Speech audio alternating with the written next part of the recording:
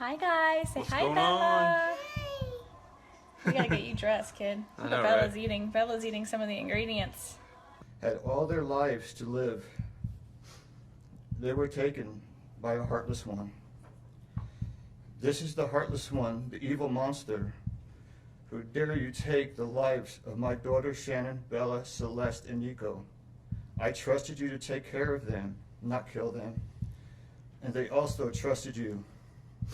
The heartless monster, and then you take them out like trash. You disgust me. If this stillness holds you, a quiet gesture helps sustain these long-form investigations. Taking a moment to like the video or subscribe allows stories like this to be examined with the time and care they demand, bringing hidden truths into focus, one layer at a time. Oh, we got some people joining. Bella, look. Got people looking at us. Say hi. Nice to meet you. So we're just waiting for our sergeant to come over, and we'd like to go through your house. Are you okay with us searching through your house? All right. We'll have you sign a consent form. We just want to see if you left a note or anything inconspicuous, something like that. All right. So if you're good with that, we'll have you sign a consent form allowing us to search your house, and we'll wait for our sergeant to get here. But we'll grab that. You don't plan on going anywhere, right? No, I was just going to walk around the neighborhood just to honestly clear my head. Okay. Which company do you work for? Anadarko. Anadarko. What do you do for them? Operator. So you work like 7 days a week? 5 and 2, like Monday through Friday. I'm doing 8 and 6 next month.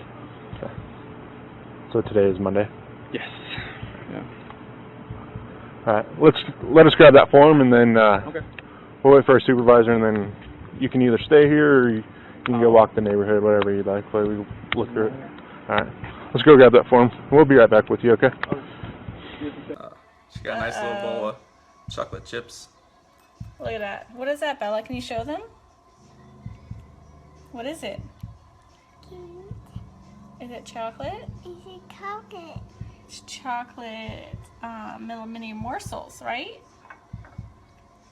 Yeah, good job. So she's been eating my peanut butter and the chocolate morsels so far today. So we're gonna let a few more people hop on, and then we're gonna get cooking here, and we'll explain to you what we're cooking up over here. So Yeah, welcome to the 12 days of Christmas, Lavelle Day, and even though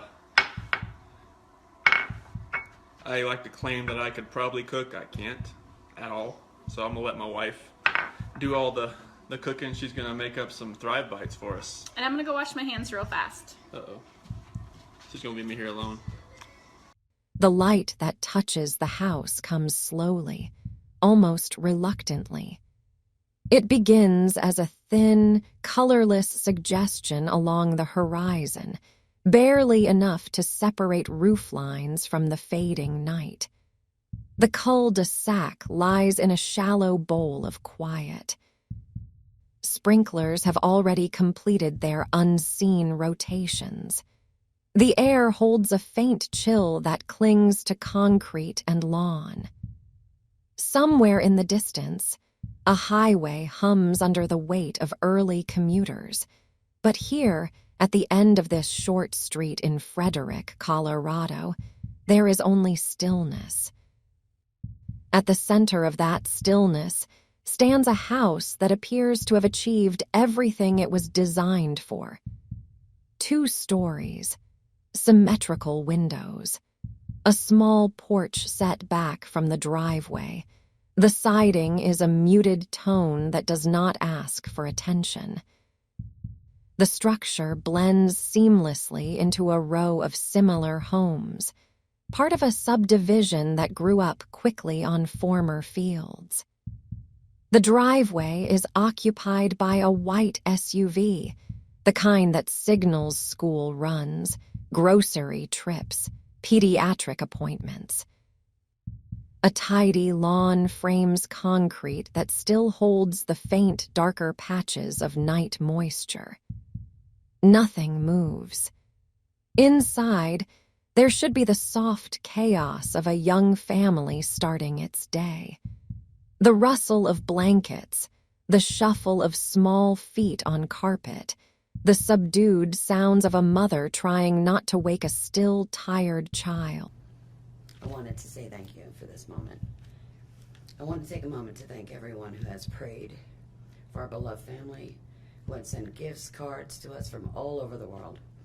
I know God will put the evil people where they need to be. I also want to take the time to thank the town of Frederick, Greeley, FBI, the DA's office, the CBI, for exceptional work. We thank Nicole Atkinson, Shannon's neighbor Nathan, and his family. To me, they're our heroes. They really are. God bless. God makes no mistakes on who he puts in your life. Marriage is about love, trust, and friendship and unity. We marry for sickness and health, to death do us part. Our daughter Shannon loved you with all of her heart. Your children loved you to the moon and back. Shannon's family was her world. Shannon put a crown on your head. But unfortunately, the day that you took their life, God removed that crown. We loved you like a son. We trusted you. Your faithful wife trusted you. Your children adored you, and they also trusted you. Your daughter Bella Marie sang a song proudly. And I don't know if you got to see it, but it was, "Daddy, you're my hero." I have no idea who gave you the right to take their lives.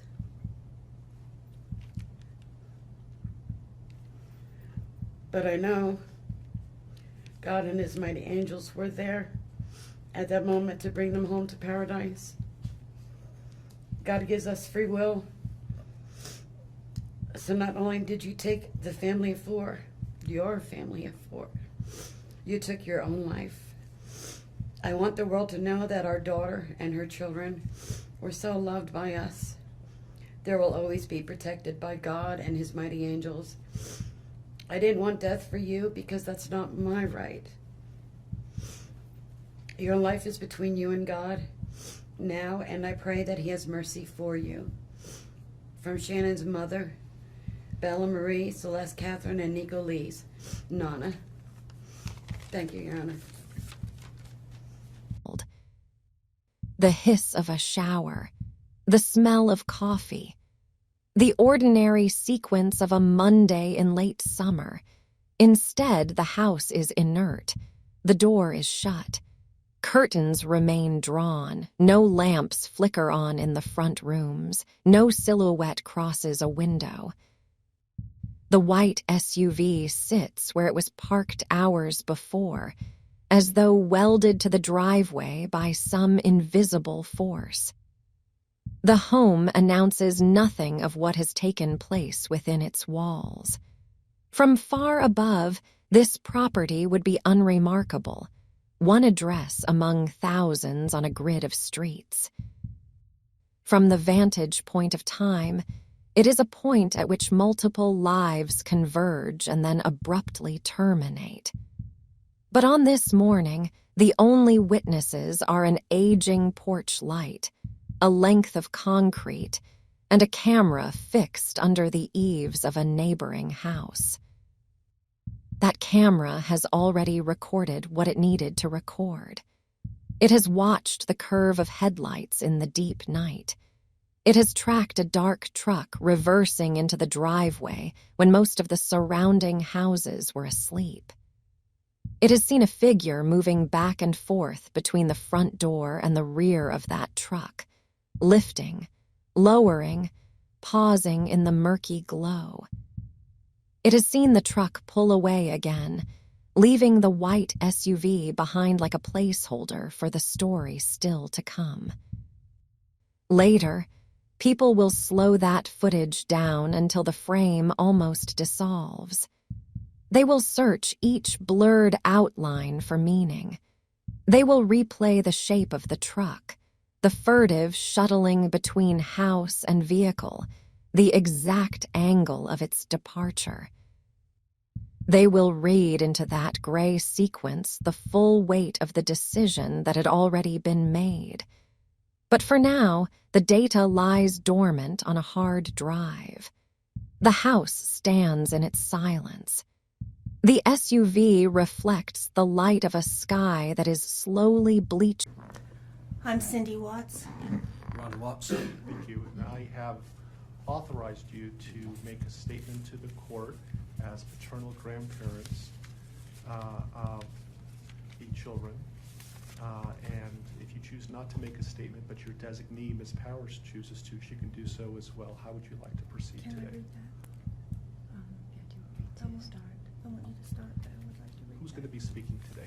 Your Honor, initially, they've asked me, and they're hoping that they have the strength to speak, but if they do not, they've written out their statements and asked me to finish for them. So That would be fine. Who would like to go first? if I could start, Your Honor. On behalf of the Watts, Your Honor, and to the community, we thank you for the opportunity and the recognition under the Victim Bill of Rights. We come today as the grandparents and the parent of the daughter and children whose life was taken in this case. We are not here to ask for leniency.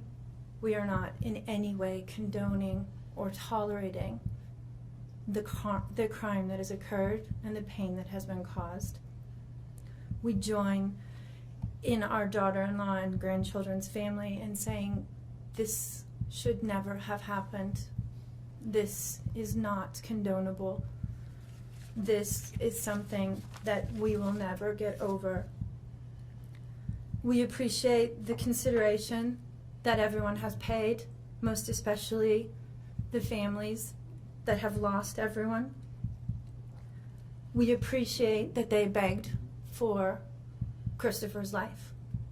We agree and echo what they have said, that it is not his place to take anyone's life, nor would it be our place as a community to take his life.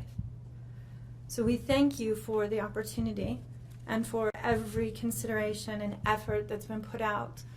The prosecution in this case has in fact respected the Victim Bill of Rights. They took the time to explain that the information that my clients had at the time that they were interviewed was not correct. They were misinformed. They were searching for answers. They were not intending to cause any pain to anyone, and they appreciate that the prosecution answered their questions and gave them the time and the respect and the consideration so that they could tell this court and everyone in this community that the interview content was not their message, that they accept that their son has done this, that they accept that he chose to plead guilty, that he sought and requested their consent and agreement for a life sentence. They appreciate that he is given the opportunity to serve that life sentence. It is his responsibility, it is his sentence, and it is not enough to make up for what has done. We understand and we join the family in that we have questions.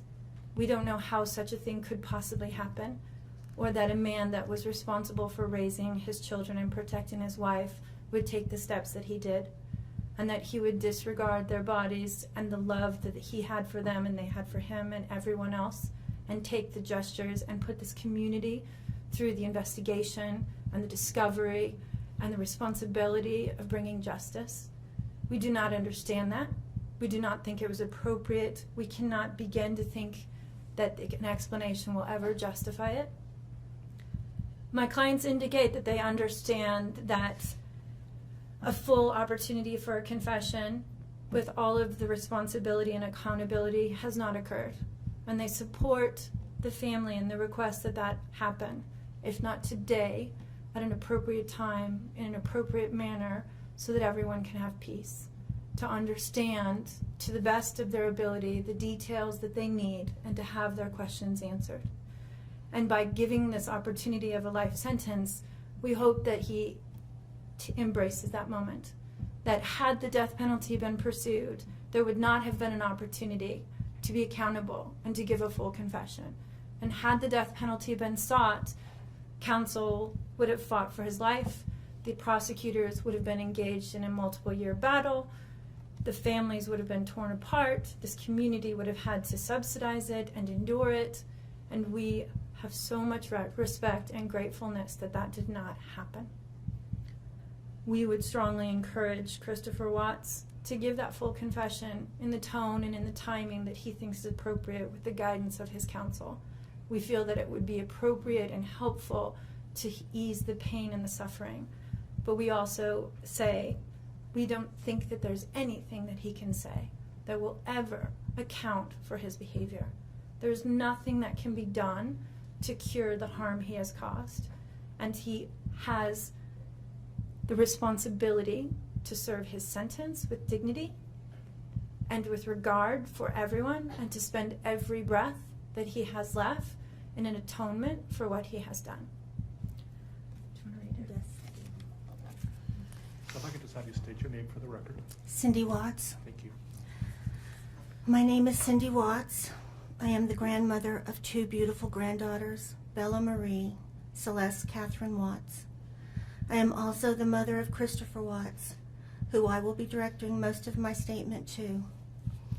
First, I'd like to begin by recognizing the absolute horror of this crime and acknowledging the devastating loss that both the Rusek family as well as our family have faced. Our families have been irreparably broken by the needless deaths of Shanann, Bella, Cece, and Nico. This is something we will never get over. We will always mourn the loss of our family, and in that we are united in our grief. I am still struggling to understand how and why this tragedy occurred. I may never be able to understand and accept it, but I pray for peace and healing for all of us. Now to my son Christopher. I have known you since the day you were born into this world. I have watched you grow from a quiet and sweet, curious child who Bella reminded me so much of, to a young man who worked hard in sports and later mechanics to achieve your goals. You are a good friend, brother, father, and son. We have loved you from the beginning, and we still love you now. This might be hard for some to understand, how I can sit here under these circumstances and tell you, although we are heartbroken, although we can't imagine what could have led us to this day, but we love you. Maybe you can't believe it either. As the Lord said in Jeremiah 3:31, I have loved you with an everlasting love. Therefore, I have continued my faithfulness to you. And you, as your mother, Chris, I have always loved you, and I still do. I hate what has happened. Your father and sister and I are struggling to understand why. But we will remain faithful as your family, just as God remains faithful because of his unconditional love for us all. We love you, and we forgive you, son.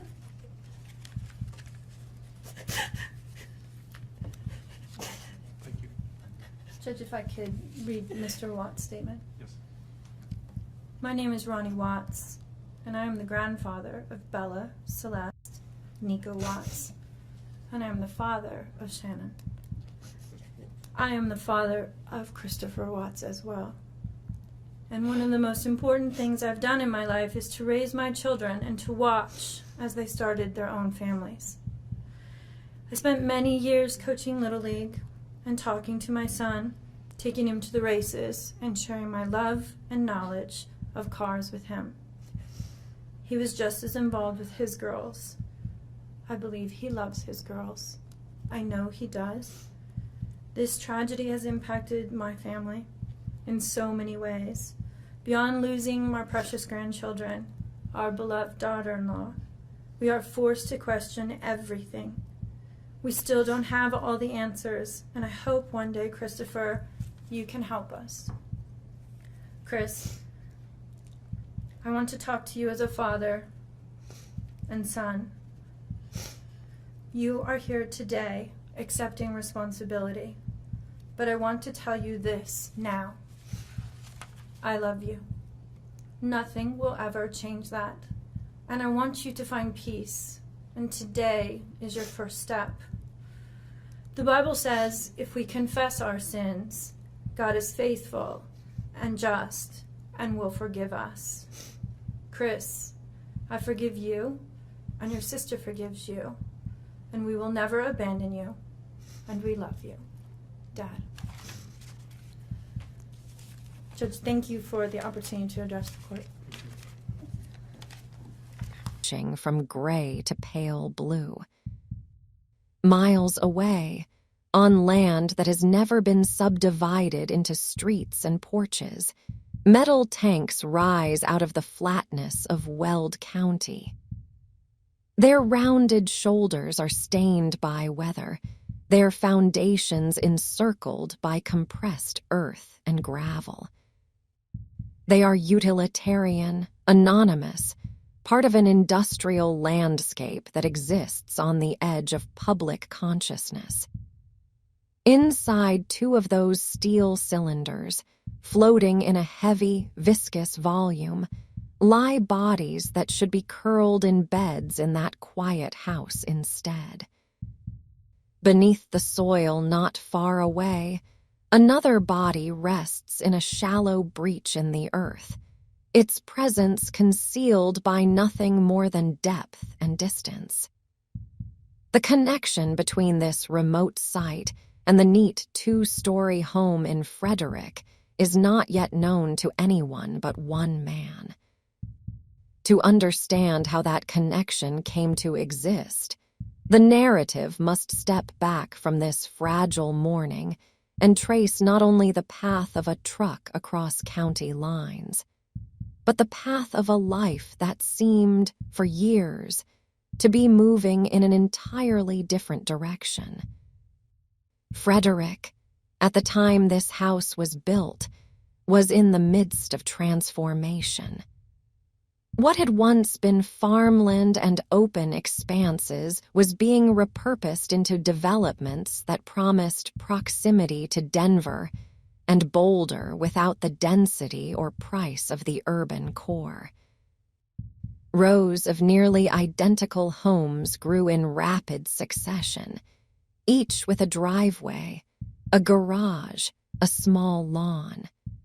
Marketing brochures showed children riding bicycles on clean sidewalks, couples barbecuing on timber decks, dogs playing on grass that seemed always green and even. Shannon Watts saw in this environment an opportunity for a new narrative. Her earlier years had been marked by illness that carved deep grooves into her body and her finances. She had experienced the humiliation of having to start over more than once. When she first set eyes on the house that would become the one on Saratoga Trail, she regarded it not only as real estate, but as evidence that she had outrun a past that tried repeatedly to claim her. She embraced the role of homeowner and mother with a kind of deliberate intensity. Where some people drift into domestic routines without much reflection, she curated hers. Rooms were arranged, painted, and decorated with care. Photographs were chosen not just as records, but as statements. This is who we are. This is how far we have come. This is the life being constructed here. Her social media accounts became a window into that construction, filled with clips and images that blended sales pitches for the products she represented with glimpses of the family she anchored. Her husband, Chris, entered these scenes with a different energy. He had grown up with interests that were quiet and inward: cars, sports, tasks that could be completed methodically. The oil and gas industry suited parts of his personality, predictable routines, systems to maintain, machinery to understand. He worked in the broad, open air of Colorado fields, driving company trucks down gravel access roads to tanks and pipelines that carried their product far beyond the horizon. In the videos Shannon recorded, he often appears at the edges, standing beside a grill, lounging on a couch, lifting a child, carrying a box. He is there, but not as the central figure. The camera's gaze gravitates toward her and, increasingly, toward their daughters. The girls, Bella and Celeste, arrived close enough together in time that their early childhoods overlapped in a dense, chaotic rhythm. High chairs, small beds, colorful plastic toys, sippy cups left on tables, crayons, picture books, and soft blankets.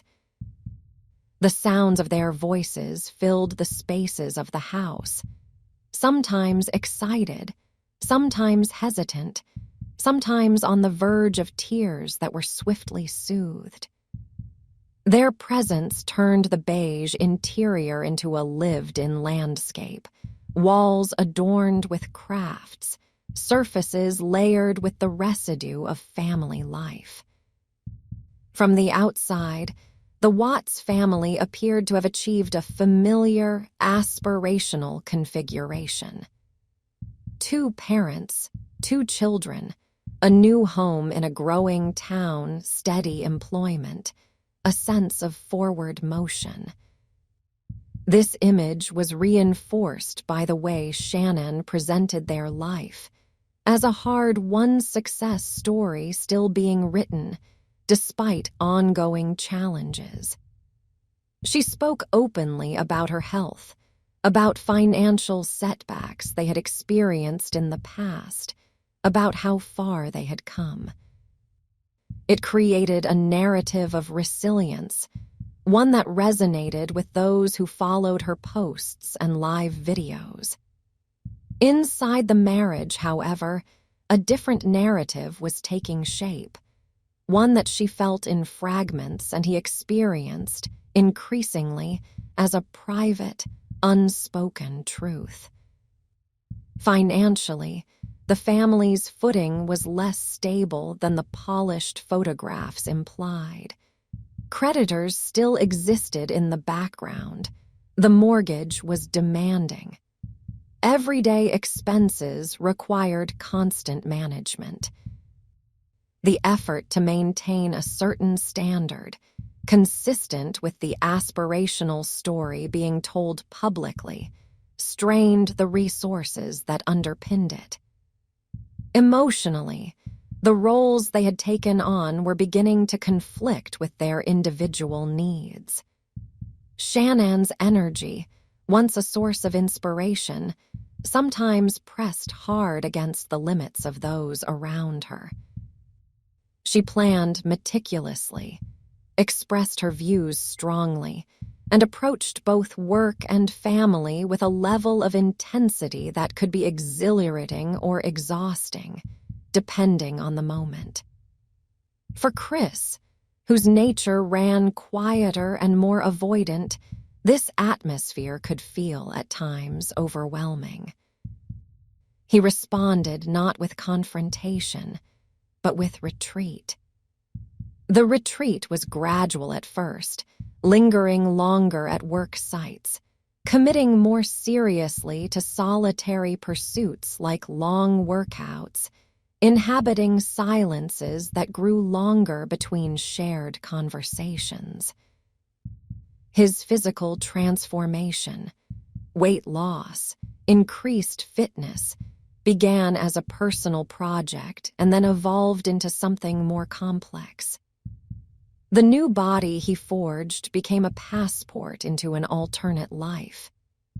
At work, away from the Frederick house and its constant reminders of debt, illness history, and parental responsibility, he met someone who did not know him as the man anchored to those burdens.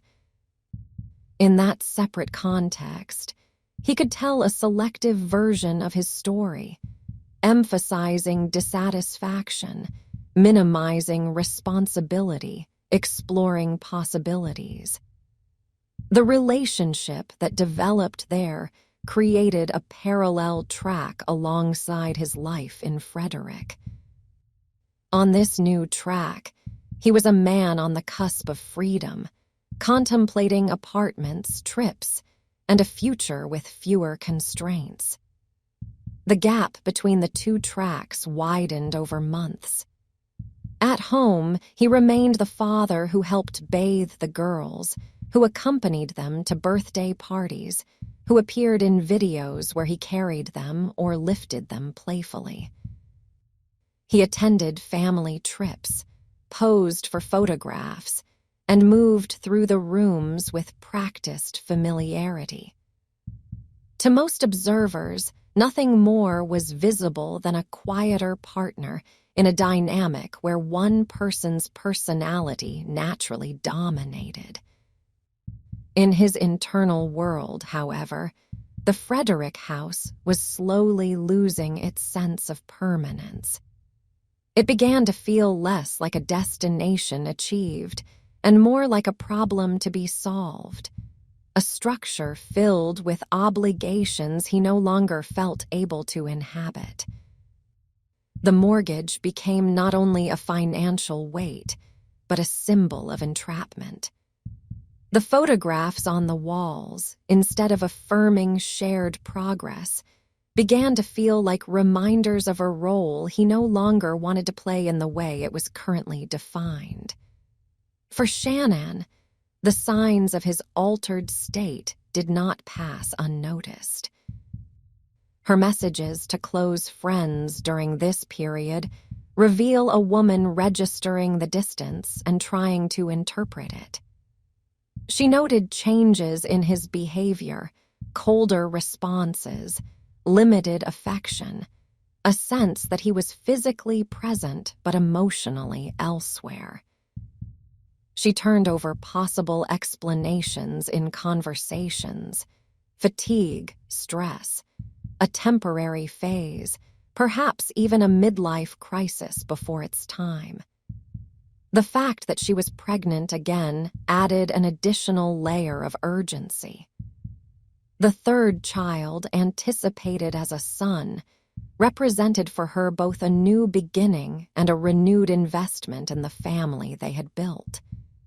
She planned names, imagined rooms, pictured future scenes in which the older girls would become protective older sisters. That vision depended on the stability of the partnership at the center of the home. The more she sensed that stability eroding, the more she searched for ways to restore it. The trip to North Carolina in the summer of 2018 placed the strain under a brighter light. Separated from Colorado and the Frederick house, she returned to the geography of her earlier life, her parents' home, familiar streets, extended family. She spent weeks there with the girls, allowing them time with grandparents and cousins while giving herself space away from the pressure cooker of a deteriorating relationship. Visits that should have been restful were punctured by conflict. Arguments about parenting decisions, about time allocation between family and other priorities, about loyalty and respect surfaced in this different setting. The tension grew thick enough that even those not privy to the full details could feel that something was badly off. Meanwhile, back in Colorado, he inhabited his alternate life more fully.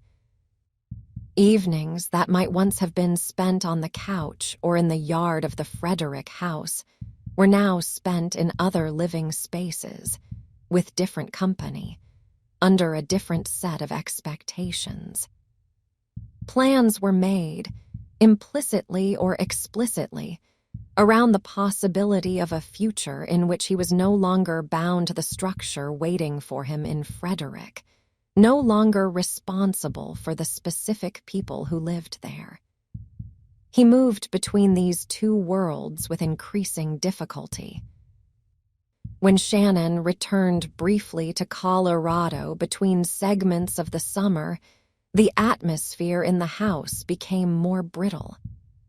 Her attempts to reconnect, to schedule date nights, to foster intimacy, to draw him back into the emotional center of the family, met with lukewarm responses. His withdrawals felt to her like rejection. To him, her efforts felt like pressure. During the final days before the murders, their lives were a study in converging trajectories. She traveled to Arizona for a work event, carrying with her the weight of unanswered questions and unresolved fears about her marriage.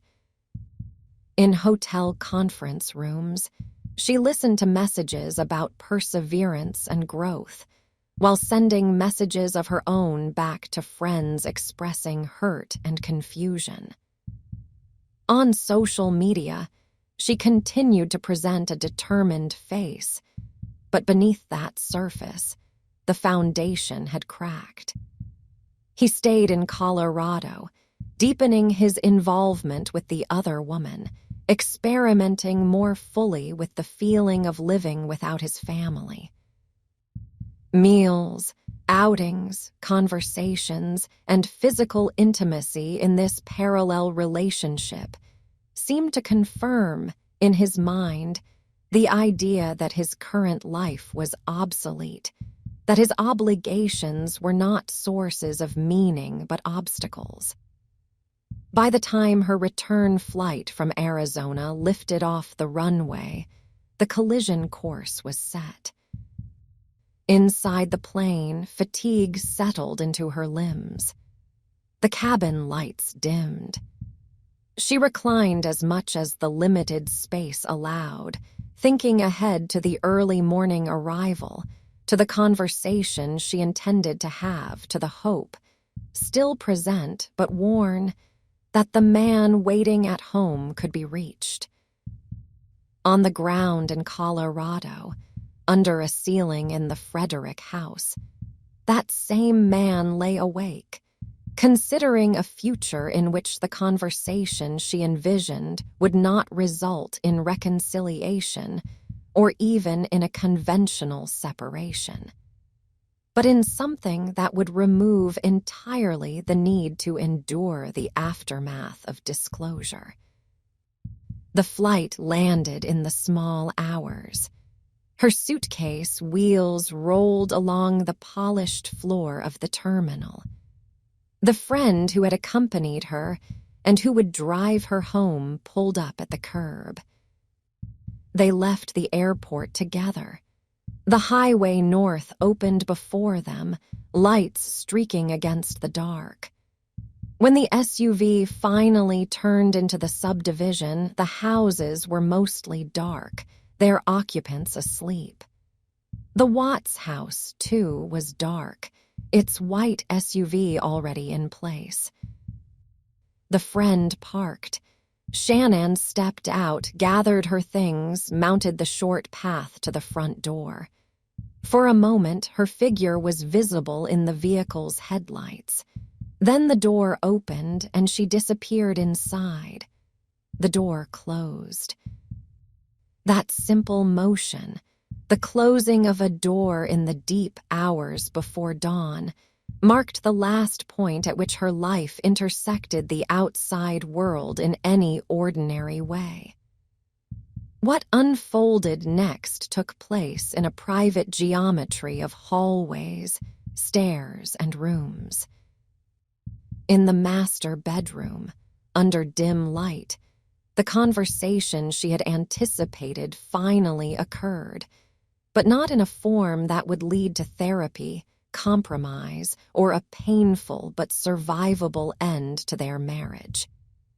In that confined space, the man who had allowed his internal narrative to evolve toward erasure acted on it. When it was over, the house did not announce what had occurred. The walls were the same color. The furniture remained in place.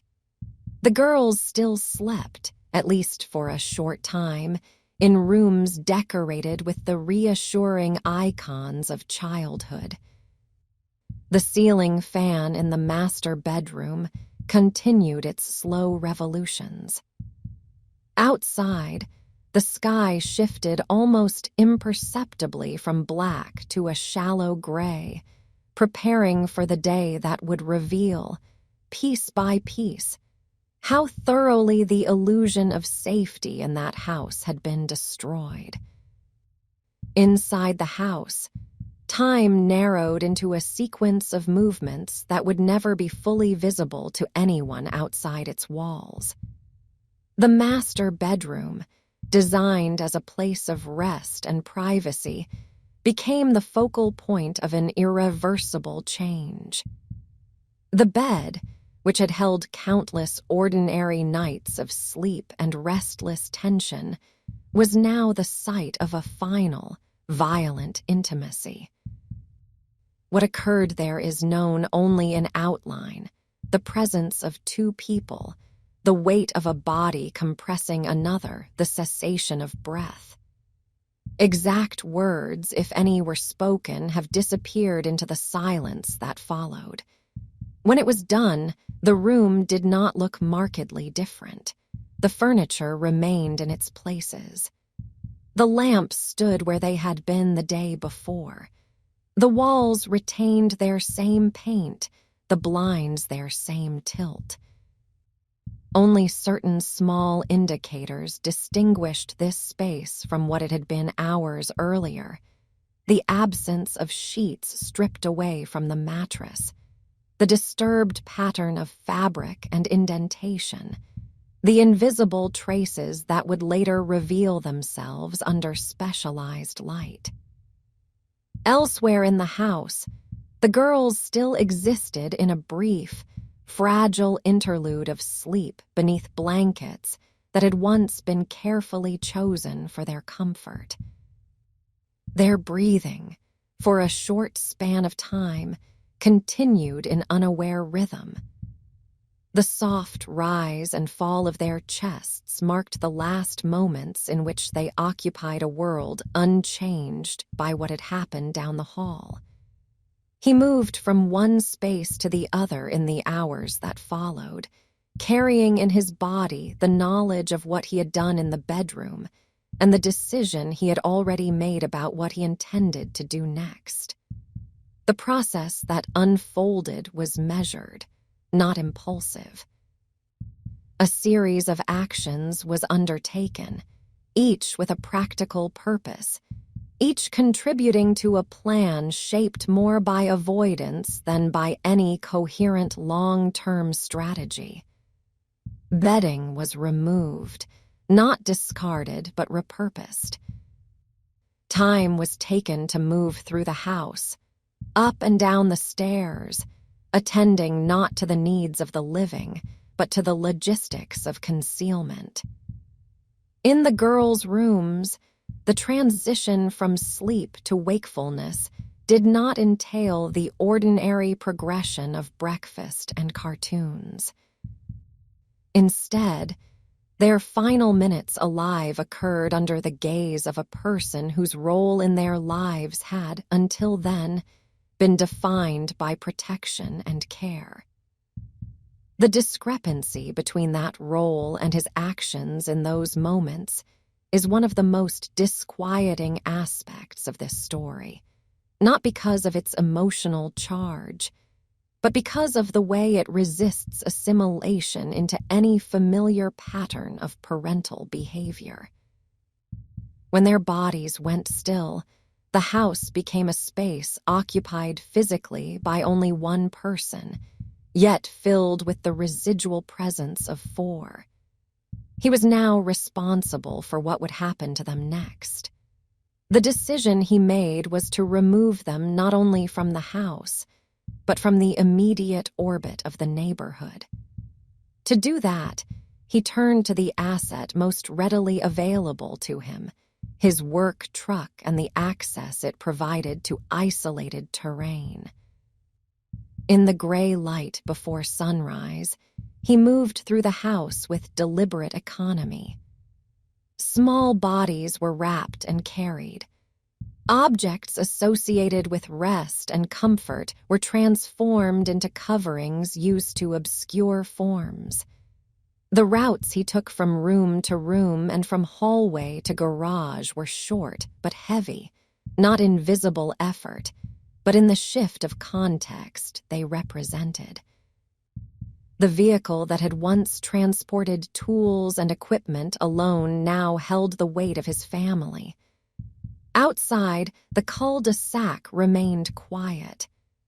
A camera across the street captured only shapes and motion, a figure loading, adjusting, stepping in and out of frame, the truck settling its load, the eventual departure. No voice was recorded. No intention was written onto the image. It was the blank visual account of a man moving between a house and a vehicle in the early morning. When the truck pulled away, it did so without drawing attention from neighbors, most of whom were still asleep or just beginning to move through their own private routines. Its taillights tapered into the soft light of the approaching day, then merged with the flow of vehicles heading toward industrial sites scattered across the county. Inside that truck, enclosed in a cab that had carried him to work countless times before, he now shared the confined space only with his own thoughts. The road south and east toward the oil facility passed fields, small clusters of buildings, and long, empty stretches. On any other morning, this commute would have been unremarkable. On this one, it formed a narrow corridor between two worlds, the house he had emptied and the site where he intended to hide the results. At the facility, the landscape broadened into an expanse of earth, metal, and sky. The tanks loomed on their supports, arranged in functional lines, each assigned a purpose and a volume. Gravel crunched underfoot. The air carried the smell of petrochemicals and dust. The site was isolated enough that movements there did not attract immediate notice from the general public. It offered the anonymity he sought. His actions at the site would later be reconstructed from work logs, digital tracking, and physical evidence. He parked. He moved to the shallow stretch of ground where he would dig. He transported the larger body from truck to earth, covering it with soil and sparse vegetation in a grave that was not deep enough to resist time and weather, but, in his estimation that morning, sufficient to delay discovery. The smaller bodies were lifted toward the tanks. Each tank, accessed by ladder and hatch, was designed to receive and store massive quantities of oil. Introducing the bodies of children into this environment required a series of actions that combined physical exertion with a degree of calculation. Lids were opened. Openings were accessed. The bodies, still wrapped in the materials of their domestic life, were placed into spaces where he believed they would be dissolved into obscurity, their presence masked by volume and distance. In choosing this method, he was leveraging his familiarity with the site and its usual invisibility to those outside his industry. It was not a random location. It was a place he knew intimately, a node in his daily routines, a space he believed he could move through without raising particular suspicion. When he completed these tasks, he did not remain at the site longer than his role required. He resumed aspects of his usual workday, checking equipment, logging information, moving between points within the facility. To an unknowing observer, his behavior might have seemed within normal parameters for someone in his position. The contrast between his external task list and the internal reality of what he had just done underscores the deep disjunction that now defined his existence. Back in Frederick, the house sat in a peculiar state of suspended animation. From the outside, it appeared as it had the night before, curtains drawn, SUV in the driveway, porch empty. Inside, the rooms were altered in subtle ways. The master bed lacked its usual layers. Items bearing traces of the night's events had been removed and repurposed. The girls' rooms held a stillness that did not match the hour. The dog, without his familiar human companions, waited in a confusion that animals experience when routine is broken without explanation. The first part of the morning passed with no external intervention.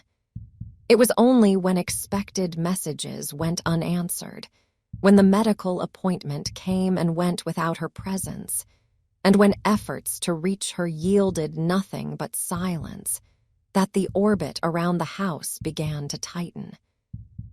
While he moved through his tasks at the oil site, Shannon's friend moved through her own growing anxiety. Her decision to drive back to the house, to test for herself whether this silence was simply an inconvenience or a signal of something more serious, marks the beginning of the world's attention turning toward that quiet cul-de-sac. Her arrival, her knocks, her attempts to peer through glass, the calls she made when she could not raise any response. These actions created a bridge between the internal reality that had already solidified within the house and the external world, still operating on the assumption that all was ordinary. When he eventually left the site and headed back toward town, he did so into an environment already altered by those actions. The route from the oil facility to Frederick is long enough to allow for thoughts to settle into sequences, for possibilities to be weighed.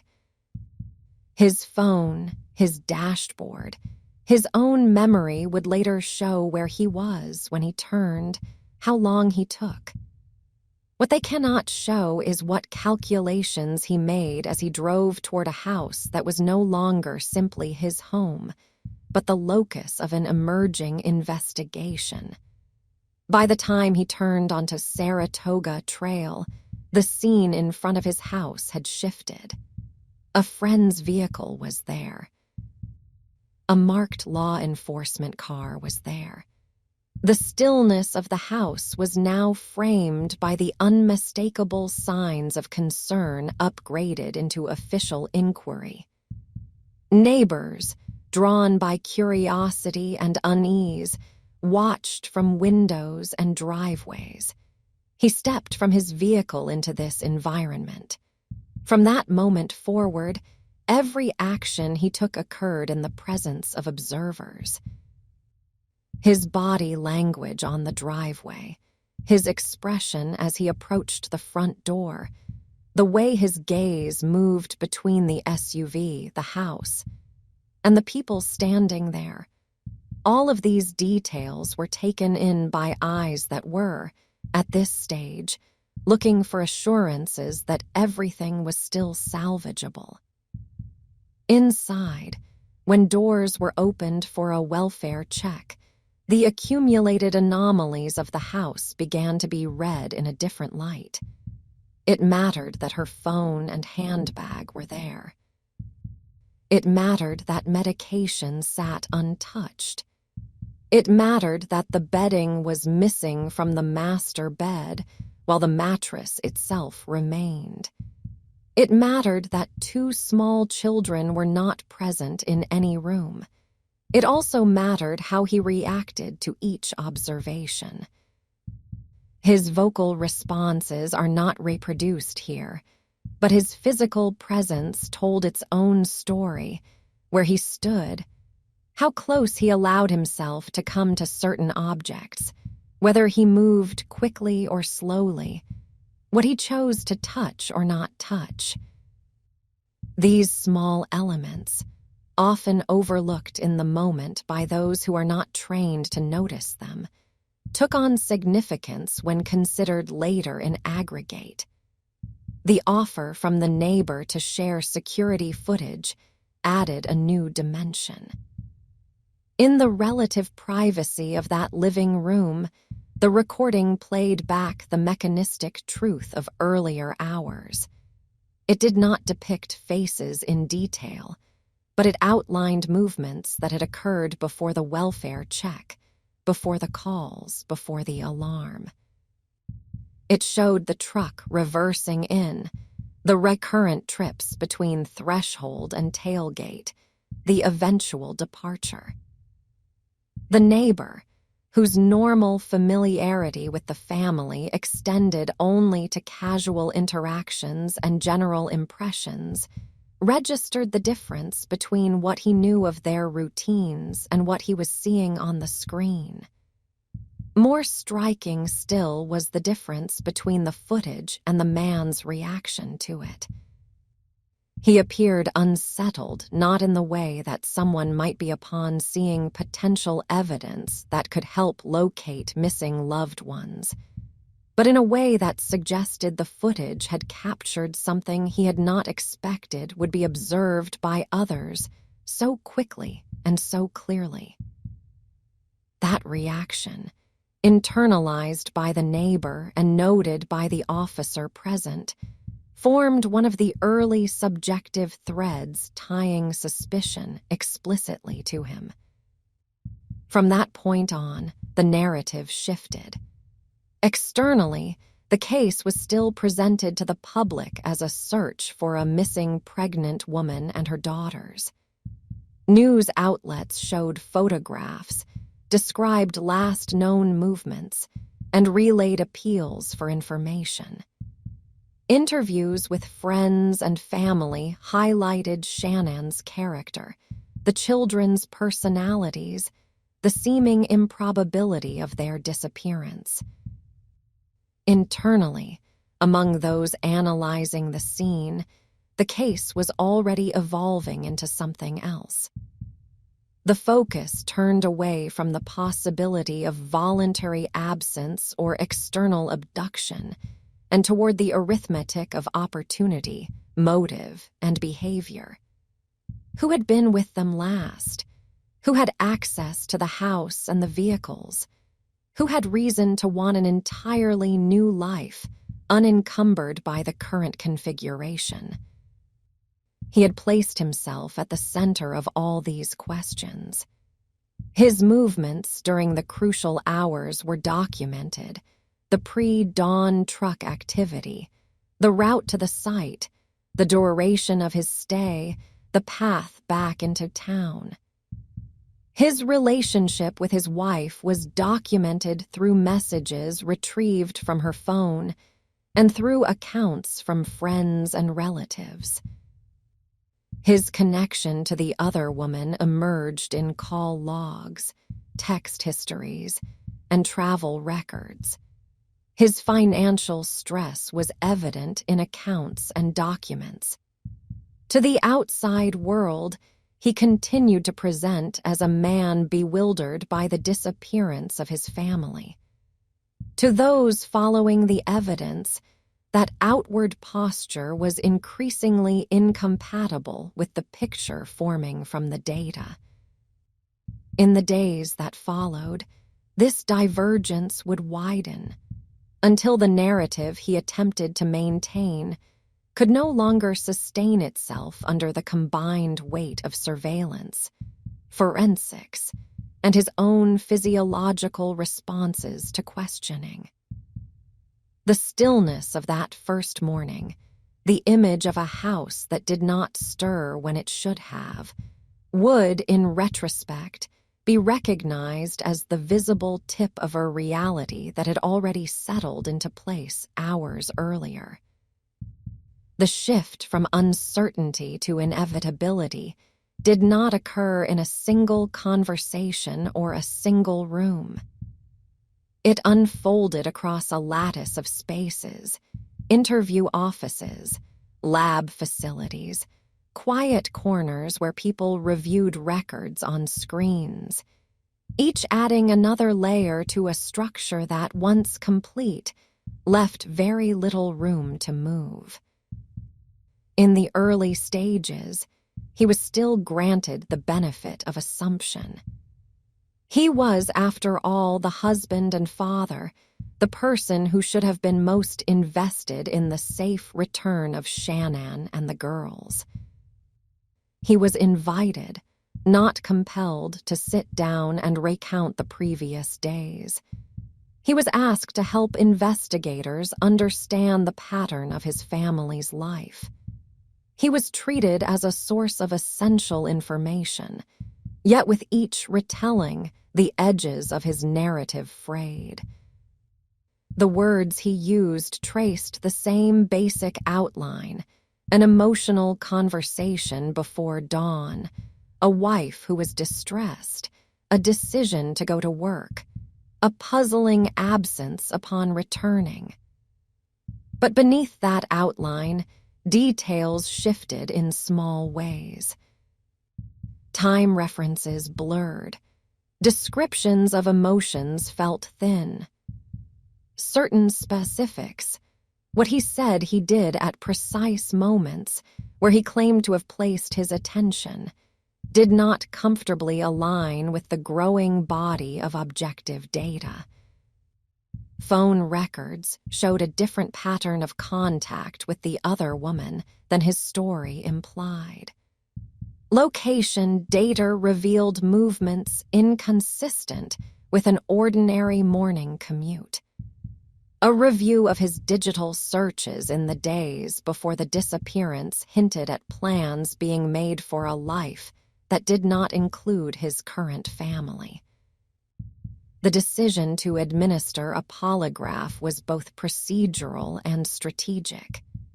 He agreed to it, perhaps believing that his practiced demeanor would carry him through, that the same controlled calm he had maintained in front of cameras and neighbors would suffice under technical scrutiny.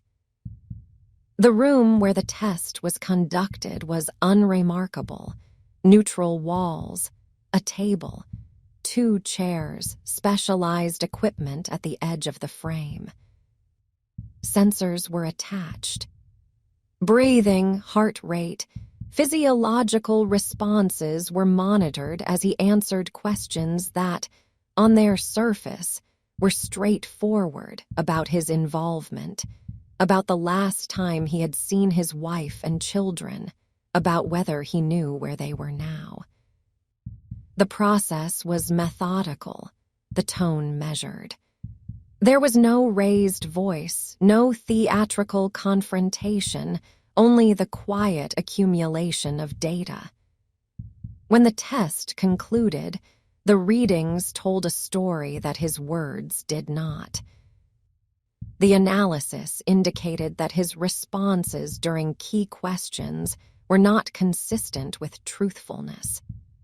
The margin of ambiguity, always present in such assessments, was narrow enough that those in the room understood its significance. Coming on top of the video evidence, the digital records, and the physical anomalies in the house, it left very little space for maintaining the narrative of an uninvolved, bewildered husband. The atmosphere in the interview room thickened. Until this point, he had occupied a liminal role, both potential victim of a terrible loss and potential author of it. Now the balance shifted. The questions changed not in volume, but in direction. They probed the gaps between his earlier statements and the evidence. They invited him to reconcile what he had claimed with what investigators now knew. In that confined space, under that steady pressure, his posture altered. He began to withdraw into himself more visibly between questions. He leaned back, then forward, hands moving to his face, fingers pressing against his eyes, his forehead. The facade of composure, already under strain, started to crack at the edges. He was confronted not by accusations alone, but by facts he could not refute.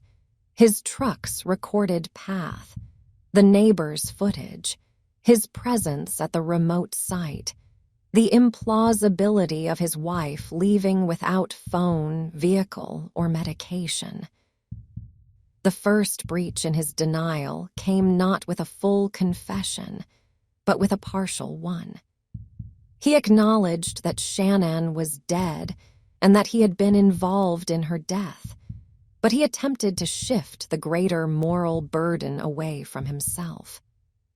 The version he offered suggested that the girls had been killed first by their mother, and that in a moment of rage or shock, he had reacted by killing her. In this telling, he cast himself as someone pushed beyond endurance, acting in devastating retaliation. The narrative served a clear purpose. It allowed him to maintain the image of a father who had not harmed his children, even as he admitted to killing their mother. It provided a framework in which he could still regard himself and invite others to regard him as a man who had done something terrible under unimaginable provocation, rather than as the architect of all 4 deaths. Outside the interview room, the investigation was already moving ahead in ways that made this account increasingly untenable. At the oil site, search teams and technical crews had begun the careful work of locating and recovering the bodies. The landscape, which had started the day as a series of anonymous coordinates, was now gridded, photographed, and examined with forensic attention. The disturbed earth near the tanks yielded Shannon's body, wrapped and buried with insufficient depth to truly hide her from methodical search. The tanks themselves presented a more complex challenge. Their height, their design, and the nature of their contents made the process of accessing what lay within both physically demanding and emotionally taxing for those involved. Opening the hatches, lowering equipment, and retrieving the remains required a meticulous choreography, not only to preserve evidence, but to restore, as far as possible, a sense of dignity to the small forms being recovered. When the bodies of Bella and Celeste were brought out of the oil, the story he had told in that interview room collapsed further. The conditions of their remains, the injuries observed, the bindings used, all of these details spoke more of deliberate action than of panicked response to an immediate, external horror. The fact that each child had been placed in a separate tank indicated planning and intent. The shallow grave, the distinct locations within the facility, and the steps required to carry out these acts pointed to a sequence of decisions made with time, not in a brief, uncontrollable outburst.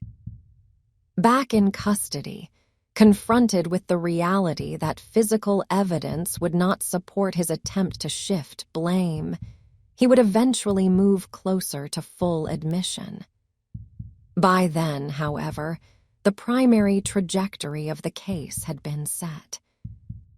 The district attorney's office, in reviewing the totality of information, faced a choice between pursuing a lengthy trial with the possibility of a capital sentence and negotiating a resolution that would guarantee he would never again leave prison while sparing the families a public, extended confrontation with the details of the murders.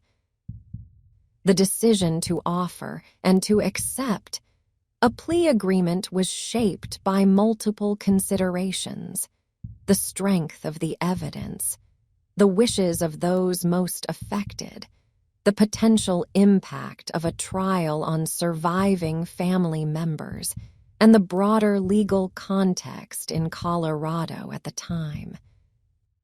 The agreement, once reached, converted an open legal question: what exact sentence he would receive, into a set of certainties. He would plead guilty to multiple counts of first-degree murder, including those involving the children and the unborn child, and to related charges. In return, he would be spared the possibility of execution. Instead, he would receive consecutive life sentences without the possibility of parole. The courtroom where this arrangement was formally entered had its own atmosphere. On the day of the plea and later at sentencing, it was filled with people whose lives intersected at the point of this crime: family members of Shannon and the children, representatives of law enforcement, attorneys, court staff, observers, and at the center, the defendant himself. The room was arranged, as all such rooms are, to reflect the structure of the legal process. Judge elevated on the bench, counsel at their tables, the defendant seated between deputies. He was brought in wearing a jail uniform, his hands restrained. His posture was subdued, his gaze often lowered.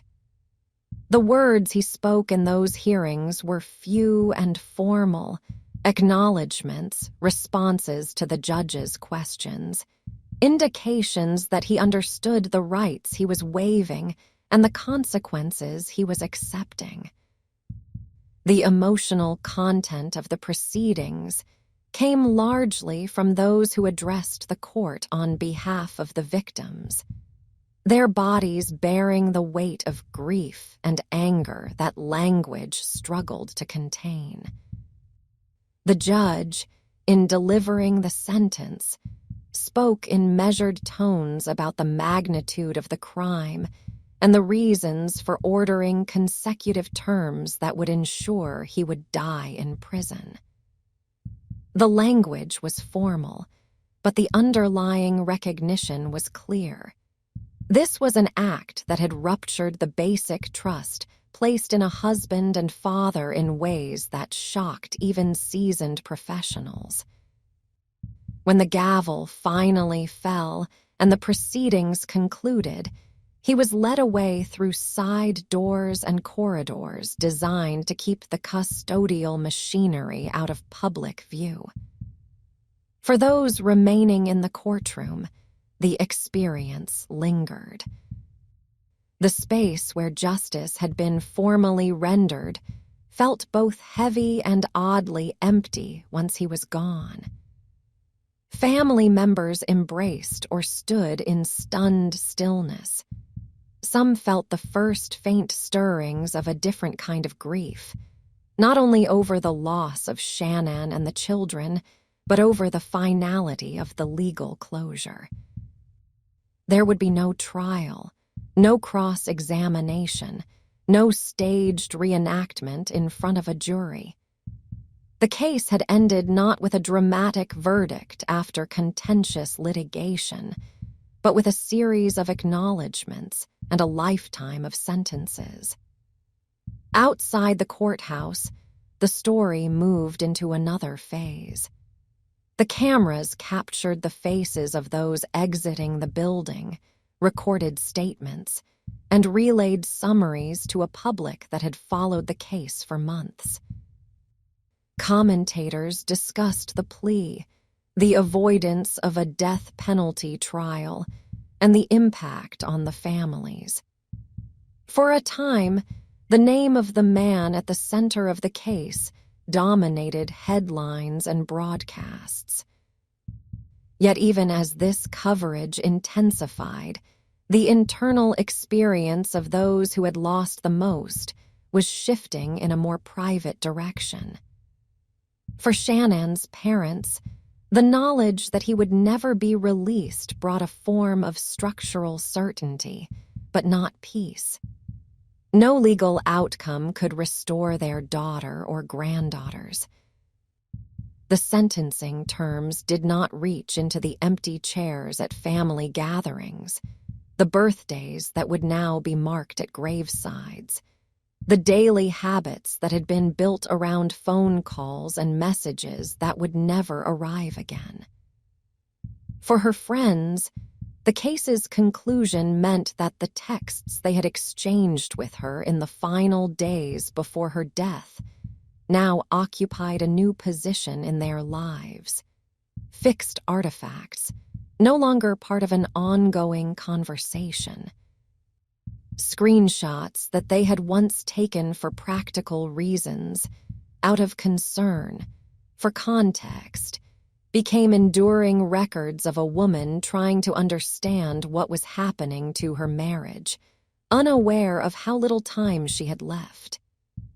Back in Frederick, the house entered its own kind of limbo. No longer an active crime scene, but not yet fully integrated back into the ordinary rhythm of neighborhood life.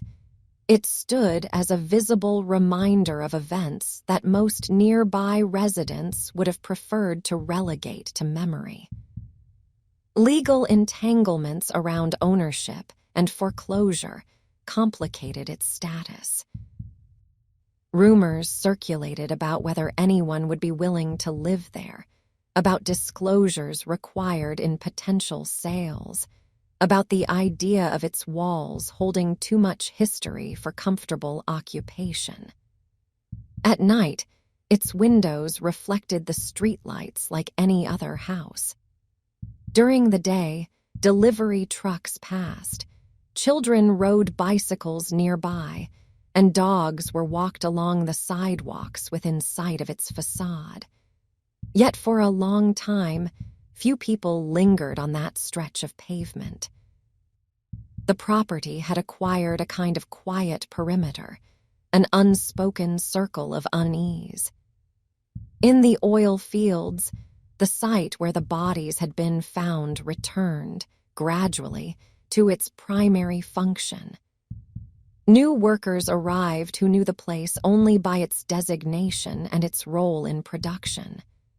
For others, the memory of the recovery operations remained attached to specific details: a patch of disturbed soil, the angle of a ladder, the way the wind sounded on the day the tanks were opened.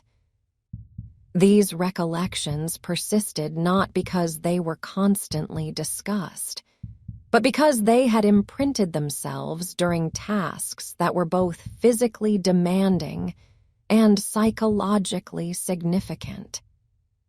As months turned into years, the case moved from present to past in the public sphere.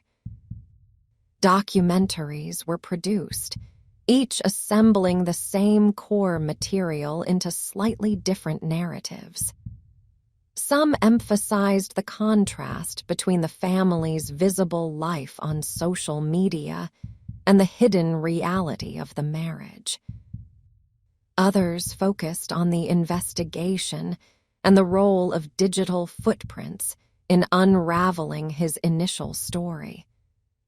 Still others examined the psychological and sociological dimensions of family annihilation. In each retelling, the structure of the story remained fundamentally the same. A seemingly ordinary family in a new subdivision, A marriage under strain, financial pressure, an affair. A pregnant wife returning from a work trip, a night of violence, a morning commute to a remote site with an unthinkable cargo, a search, a neighbor's camera, an interview on a porch, a breaking narrative, a confession, a plea, a sentence. What varied was the emphasis, the tone of the music, the pace at which these elements were presented. For those who watched, the impact often lay not in new information, but in the way familiar scenes acquired cumulative weight. The repeated sight of Shannon in videos, of Bella and Celeste playing, of the house at different times of day, created a sense of familiarity that felt at odds with the knowledge that these were not characters in a scripted drama, but members of a real family whose lives had been cut short. The man at the center receded physically from view, his existence confined to prison walls, but his presence in the narrative remained. Occasional reports from within the prison system about his daily routines, about correspondence, about interactions with other inmates, surfaced and were circulated, but they occupied only a small part of the overall story. The deeper questions that fascinated and disturbed observers were those that could not be fully answered. What, exactly, had unfolded in his mind as he crossed the line from dissatisfaction to annihilation? Whether there had been moments at which a different choice had felt genuinely possible, and how a person who once appeared to love his children could ultimately place them in oil tanks and drive away. These questions did not admit of neatly satisfying answers. They left, instead, a residue of unresolved contemplation, a sense that the case, even when closed in legal terms, remained open in another sense, open within the minds of those who encountered it and struggled to reconcile the dissonant aspects of its central figure and its setting. Over time, that struggle became quieter but no less real, turning into a subdued awareness that in houses like the one on Saratoga Trail, and in families that look on the surface much like the Watts family once did, the interior life can be far more fractured than any photograph reveals. In that subdued awareness, the case took on the character of a quiet reference point, something that did not dominate daily thought but surfaced whenever certain patterns aligned. A father standing at the edge of a school playground, hands in pockets, watching his children play with a neutral expression. A mother posting a carefully edited video of family life, framed in flattering light and upbeat captions. A newly built house in a fast-growing subdivision, its interior unseen, its exterior indistinguishable from a dozen others on the same block. Each of these ordinary sights sometimes carried, for those who knew the story well, an afterimage of Frederick. It is one of the more unsettling legacies of the case, the way it alters the viewer's relationship to normalcy itself. The architecture of the Watts home was generic by design. A front door opening into a small foyer, a staircase rising to the right, a hallway leading toward an open-plan kitchen and living area. Upstairs, a master suite at one end, children's rooms and a loft at the other. It is a layout that exists in near identical form in countless houses across the country. That familiarity deepens the disquiet. The spaces where the murders occurred are not eccentric or isolated. They are versions of rooms many people move through every day. The kitchen island where Shannon filmed product demonstrations, where the girls ate snacks, where family mail gathered, was ordinary granite on ordinary cabinetry. Yet once the story became public, photographs of that island in earlier, happier times acquired a different meaning. They became, retrospectively, images of a stage before a collapse, scenes from the first act of a narrative that none of the participants recognized they were inhabiting. The living room, with its couch, television, and children's toys, had been the backdrop for laughter, frustration, naps taken at odd angles, and late-night television.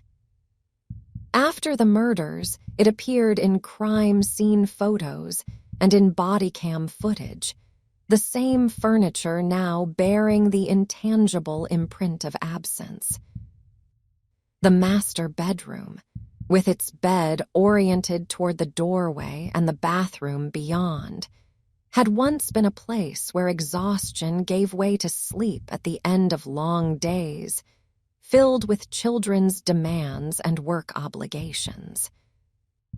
It later became, in reconstructions, the central chamber of betrayal and death. The ceiling fan turning overhead, the arrangement of pillows and side tables, the light fixtures. These details did not change, but their meaning did.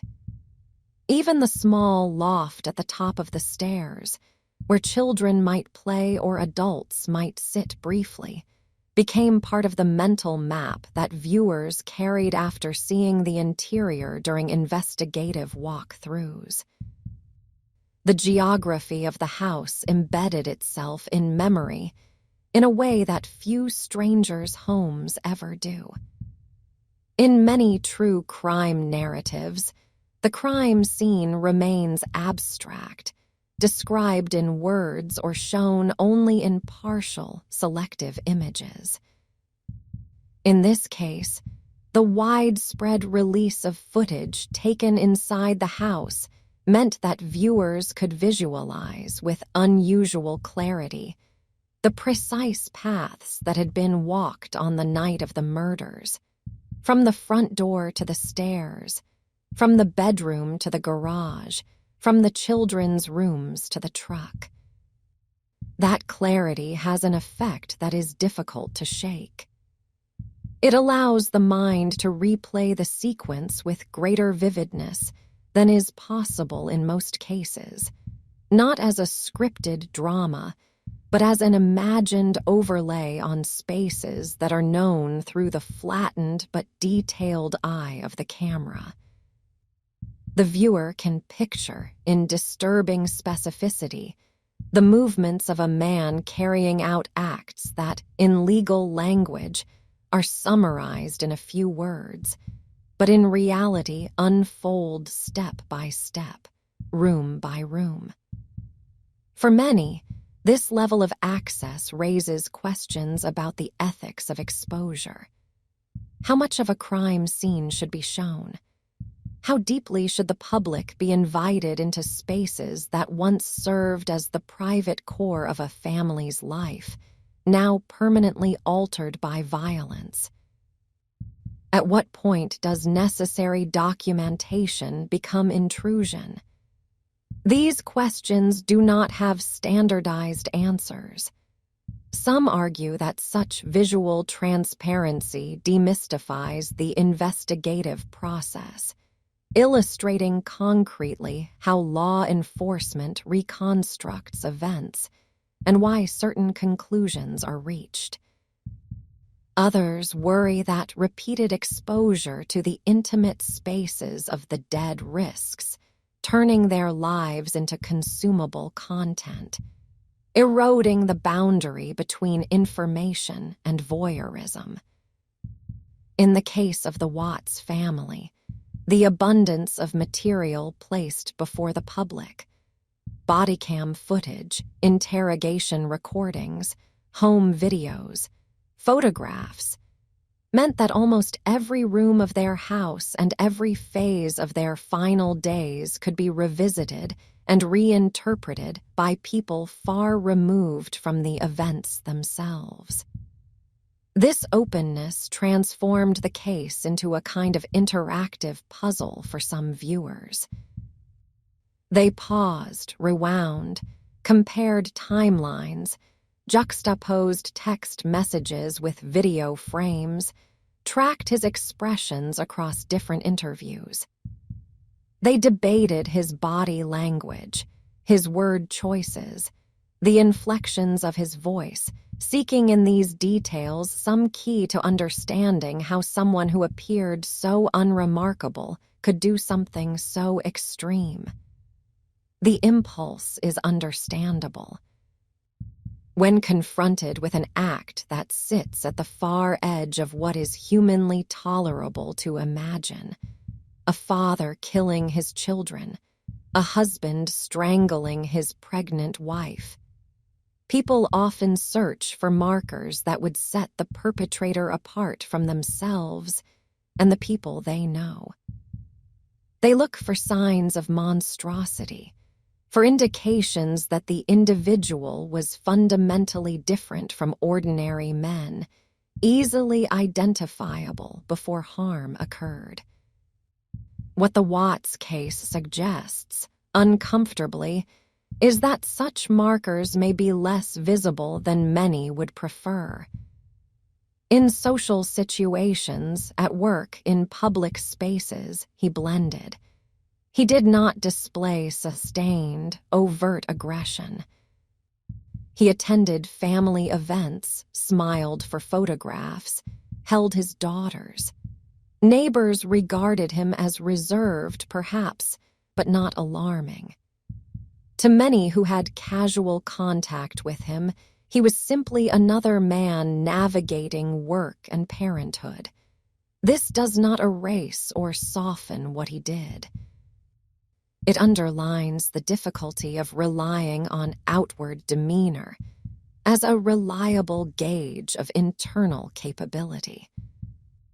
In the academic and clinical literature on familicide, there is recognition of a particular subtype, often referred to as the family annihilator, who appears outwardly conventional, sometimes even successful, and who, under the combined pressures of financial strain, relationship collapse, and threatened self-image, chooses to eliminate the family rather than face the loss of status or control that would accompany separation. The Watts case came to be cited frequently in discussions of this pattern, not because it introduced new dynamics, but because it offered such a clear, thoroughly documented contemporary example in a media-saturated age. The digital trail, texts, searches, social media, videos, made it unusually transparent. Yet even within that clarity, the deepest question remained obscured. What precisely tipped the balance inside his mind? There were obvious contributors: an affair, accumulated debt, the pressure of a new baby on the way, years of strain around health and finances, a personality inclined toward avoidance rather than honest confrontation. But between these factors and the choice he ultimately made lies a gap that defies complete closure. That gap is where many viewers and researchers linger. They consider moments in their own lives when they have felt trapped or overwhelmed, when the structures they had built felt unmanageable.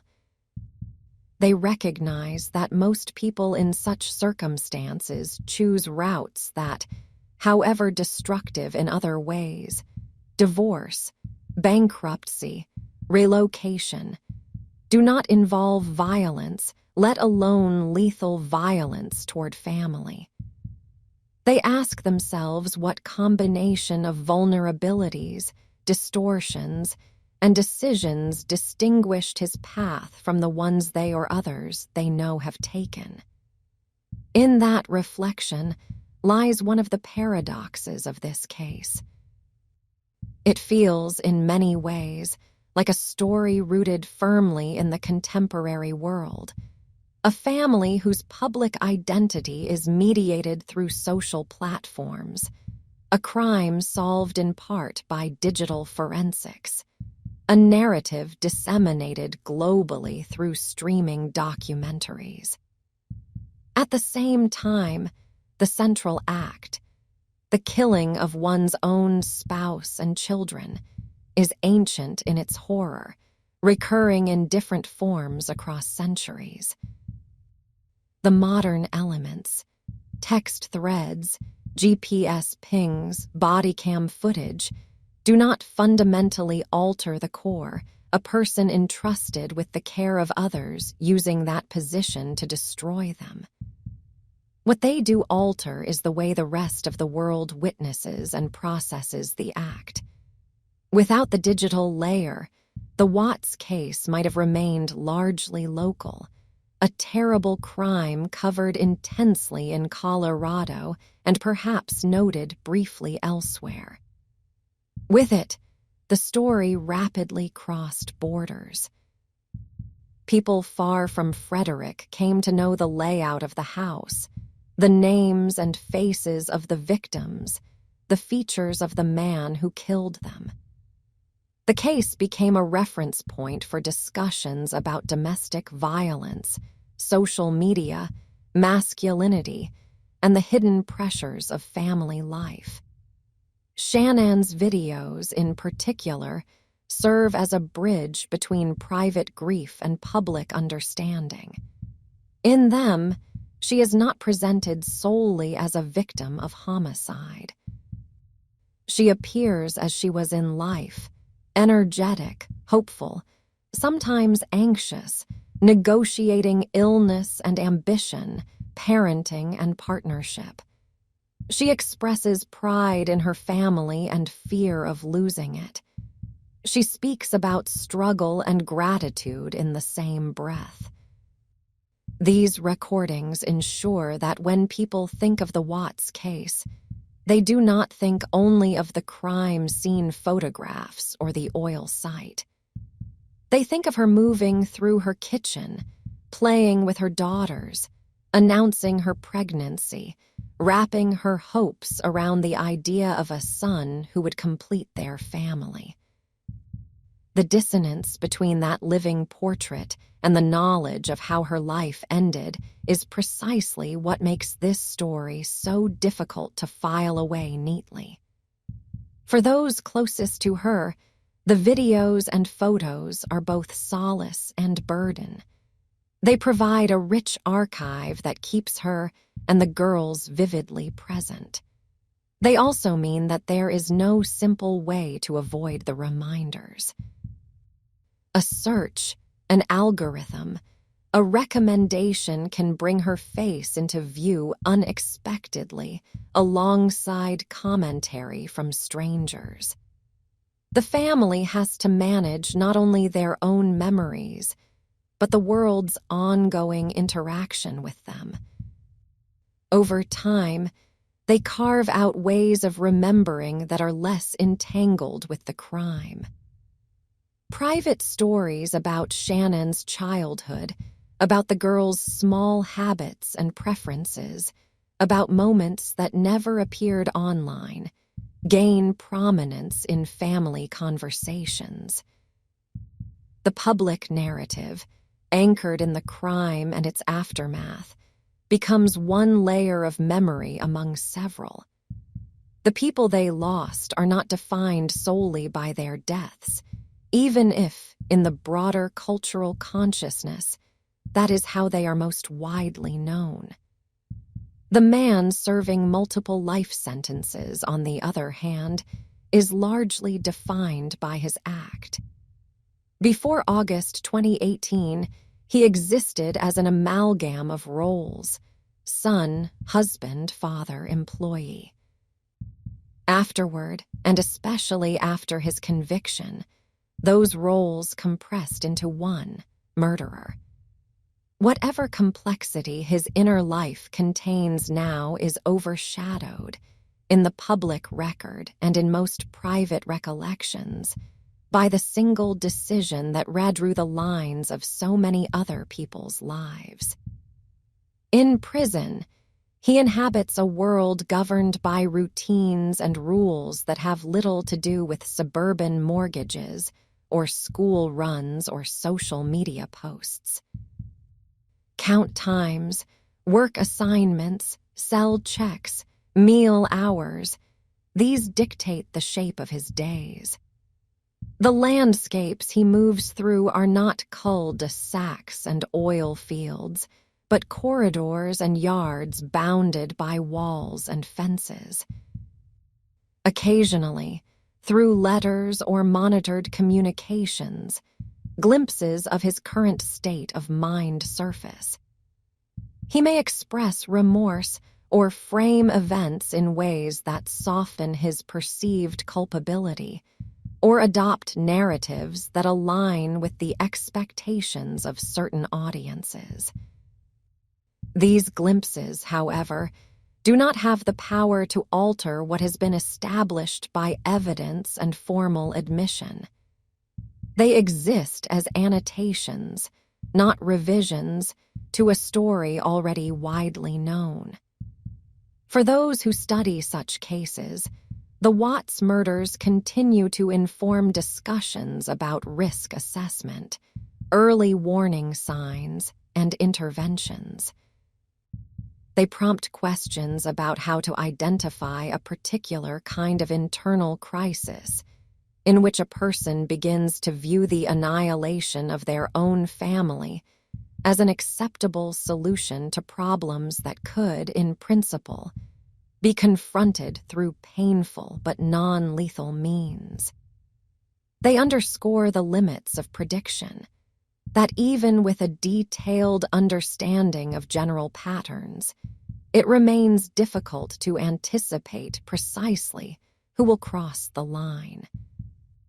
For those who simply live their lives in houses and neighborhoods, not unlike Frederick, the story functions less as a guide than as a shadow.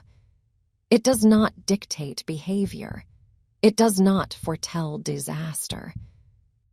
It sits instead at the edges of awareness, a reminder that the visible markers of normalcy, photographs, routines, public personas, do not always align with internal reality, and that the health of any domestic space depends on truths exchanged, burdens shared, and choices made in quiet moments that no camera records. Somewhere tonight, a white SUV will pull into a driveway in another subdivision. A parent will lift a sleeping child from a car seat, carry them inside, and lay them gently in bed. A light will glow briefly in a hallway, then darken. A kitchen counter will hold a scatter of mail and devices, the residue of another long day. The house will settle into its own version of pre-dawn stillness when morning comes. In most of these homes, that stillness will contain nothing more dramatic than the slow breathing of those inside. The story of the Watts family does not change that. It does, however, ask that we recognize the depth of the trust implicit in such scenes.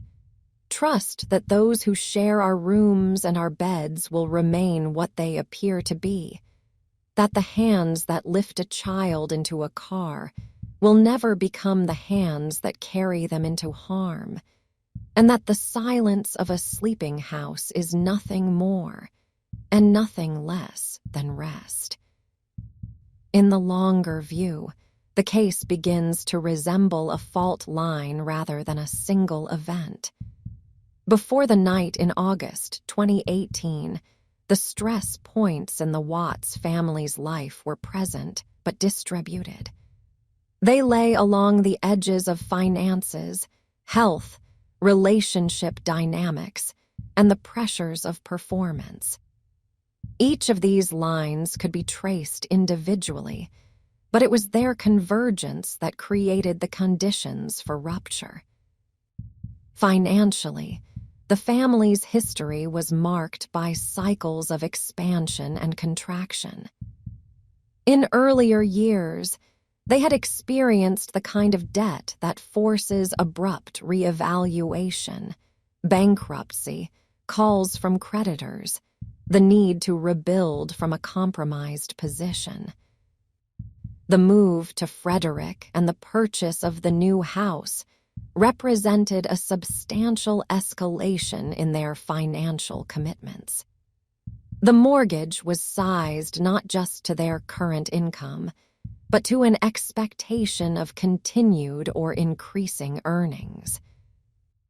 Shannon's work in direct sales was both a response to and a contributor to this financial framework. It offered flexibility, the possibility of significant income, and a narrative of empowerment that dovetailed with her desire to demonstrate that she had overcome the limitations imposed by illness and earlier hardship.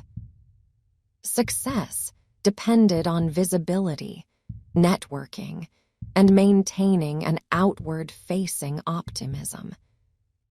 The company's culture of relentless positivity, with its emphasis on mindset and hustle, reinforced her natural inclination to frame challenges as opportunities to be conquered. This orientation had costs.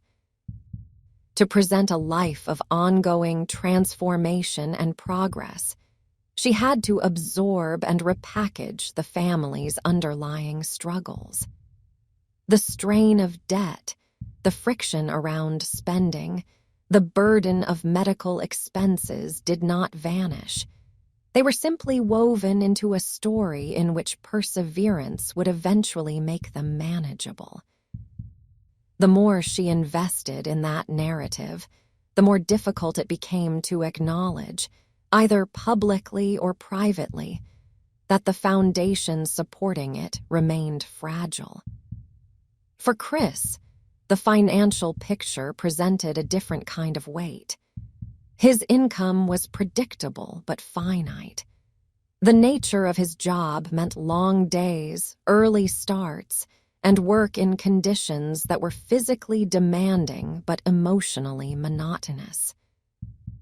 His role in the family's economic structure was steady, not expansive. As the house and the outward lifestyle demanded more, his ability to meaningfully shift the bottom line was limited.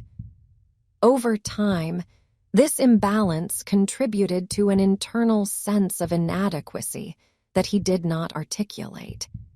He watched as his wife took on a highly visible role, presenting herself as the engine of their upward movement.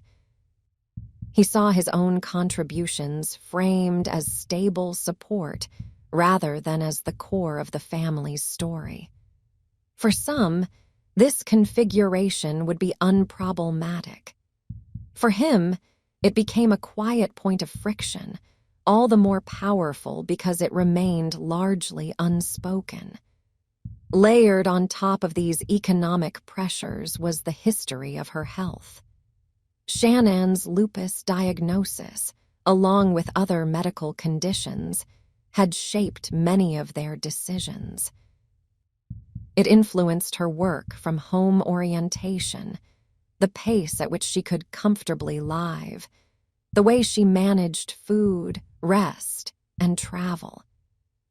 It also meant periods when the family's emotional focus tilted heavily toward her physical stability.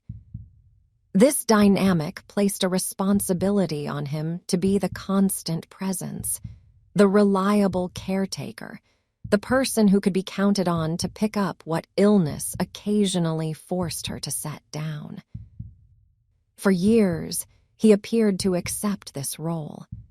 He accompanied her to appointments, learned about her treatments, and helped manage the household during flare-ups. In the videos she recorded, she often praised him for this support. From the outside, their partnership in the face of her health challenges looked solid. Yet the kind of caregiving required in chronic illness can generate its own quiet resentments and fatigue, especially when combined with financial strain and limited emotional expression. When the affair began, it did not spring from a vacuum. At work, he encountered a woman who knew him not as the man whose wife had a complex medical history, whose finances were strained, whose social media presence was dominated by someone else, but as a colleague, a man with skills, interests, and potential.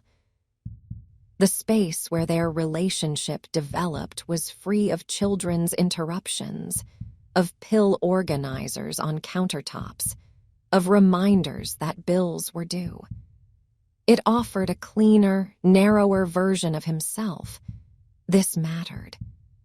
In that environment, he could imagine a life that did not require him to juggle competing roles under constant stress.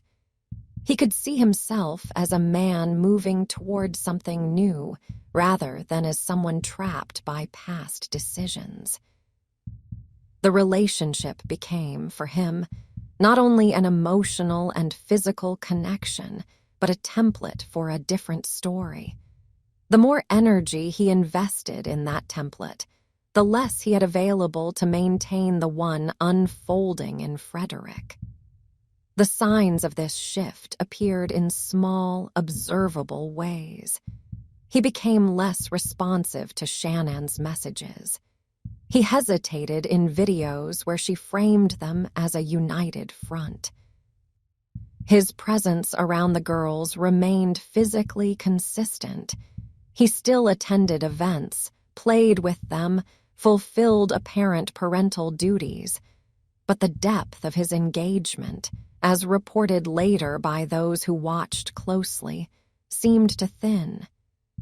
He was there, but increasingly in a way that suggested his attention was divided. Shannon noticed. Her texts in the summer of 2018 reveal attempts to interpret the change, worrying about whether he still loved her, whether she had done something to drive him away, whether his withdrawal was a temporary reaction to stress or a sign of a more permanent shift. She sought reassurance, suggested counseling, tried to adjust her own behavior in ways she thought might close the gap. His responses were contained, sometimes evasive, rarely matching the emotional intensity of her concerns. He did not name the affair in these exchanges. He did not admit that he was actively envisioning a future that did not include her or the girls. Instead, he remained locked in partial disclosures and vague references to needing space, being confused, feeling pressure. This reluctance to fully speak his truth was not simply a matter of cowardice. It was consistent with a long-standing pattern. Throughout their relationship, he had tended to avoid direct confrontation. He kept difficult feelings to himself, allowed grievances to go unexpressed, and maintained harmony on the surface even when he felt unsettled underneath. In many contexts, such temperament is socially rewarded. The quiet partner is often perceived as easier to live with than the one who insists on hashing out every conflict. In this case, the same trait that once facilitated stability eventually contributed to catastrophe. By refusing to fully articulate his intentions, he deprived both of them of the possibility of addressing the truth within a framework that, however painful, might have included separation, restructuring of finances, custody agreements, and the gradual reconfiguration of a family rather than its destruction. The pregnancy with Nico added another layer of complexity. For Shannon, it was a source of joy and renewed purpose. She had envisioned a son, imagined his place within their home, shared the news enthusiastically with friends and online followers. For him, it appears to have been the opposite, an escalation of the very pressures he already felt unable to bear. Another child meant more financial responsibility, more years bound to the existing family structure, a deeper entanglement at precisely the moment when he was internally pulling away. This asymmetry in their reactions sharpened the crisis. The trip to Arizona for the company event in August 2018 was punctuated by messages that laid this tension bare.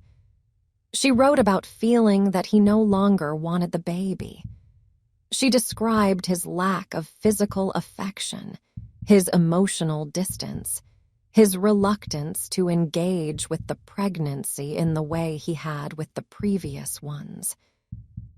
Her tone in these messages alternated between pleading and resolute. She wanted to fight for the marriage, but she also recognized that something fundamental had shifted.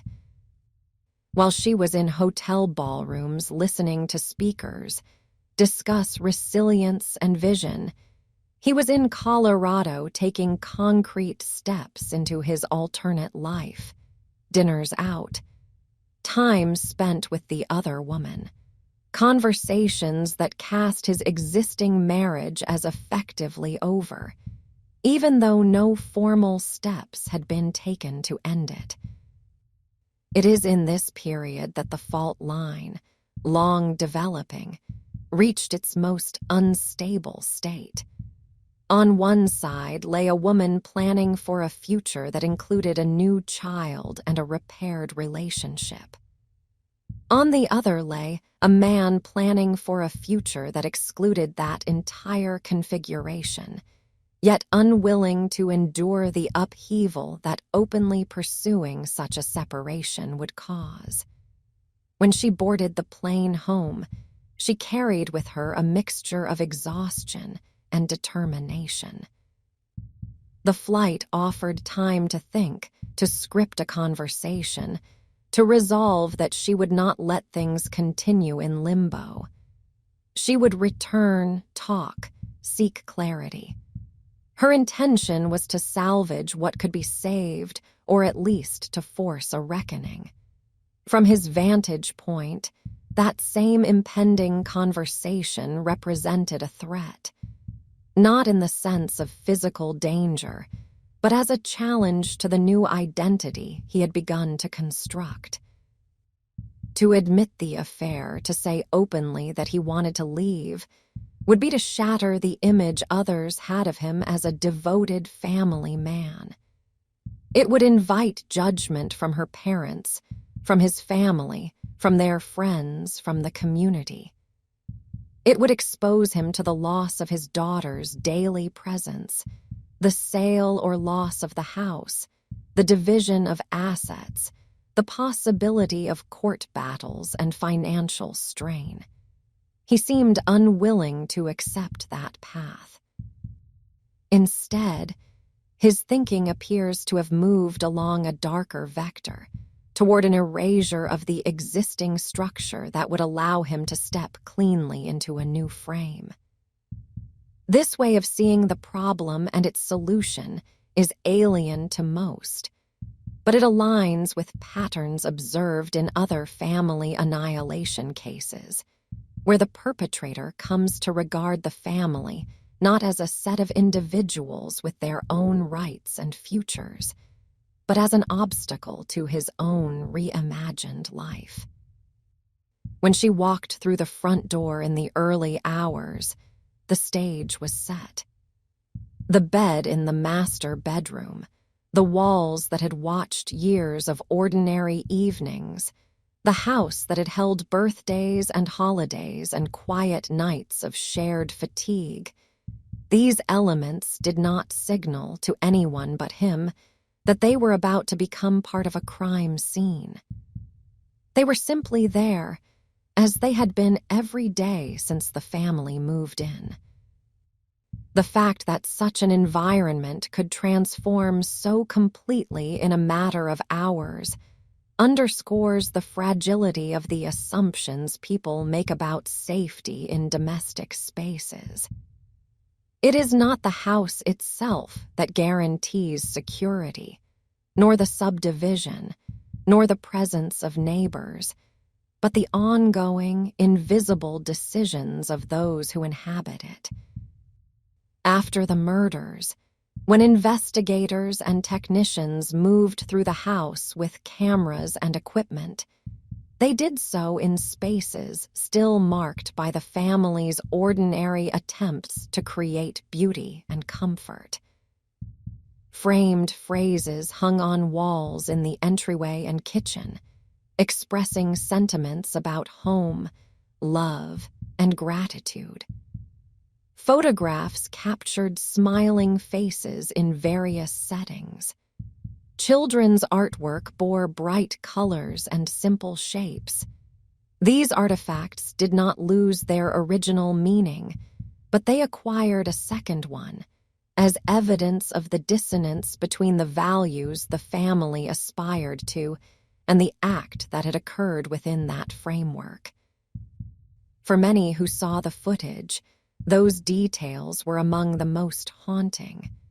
They highlighted not only what was lost, but the suddenness with which that loss was imposed.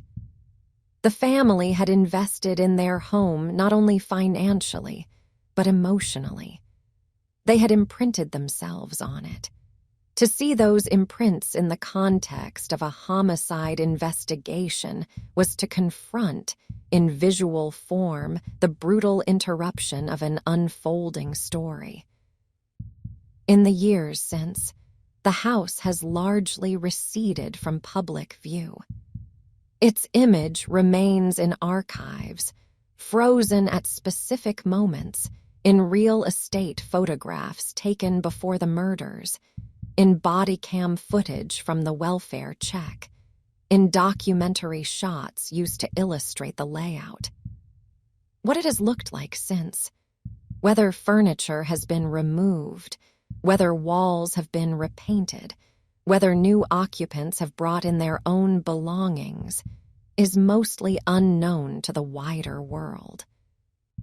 That opacity is perhaps fitting. The structure, for a time, served as the focal point of intense scrutiny. Every room was catalogued, every stain tested, every object evaluated for relevance. Once that process concluded, the house returned in practical terms to the status of property, something to be managed according to legal and financial considerations. Its symbolic weight, however, persists in the minds of those who followed the case closely. They remember it as the place where promise and catastrophe coexisted, where a woman recorded herself speaking about second chances and resilience, where children ran down hallways, where a man once sat quietly on a couch as his daughters climbed over him, and where, on one night, the distance between dissatisfaction and annihilation was traversed entirely within the span of a few walls. As long as the case is told and retold, that house, those rooms, and the paths taken through them will remain part of the narrative landscape, not merely as backdrops, but as integral components of a story that continues to challenge assumptions about what can happen in the most familiar of settings, and about how little the exterior can reveal of the decisions being made in the silence within. In the years that followed, that silence became a point of quiet comparison for many people who learned the contours of this story and then returned to their own lives. They would stand in their own driveways at dawn, listening to the subdued sounds of their neighborhood waking up, and remember that for one family in Frederick, a morning that looked just like this had signaled not continuity, but aftermath. They would look at their own front doors and see, for a brief second, the outline of another door in another state, closing on a woman who believed she was simply coming home.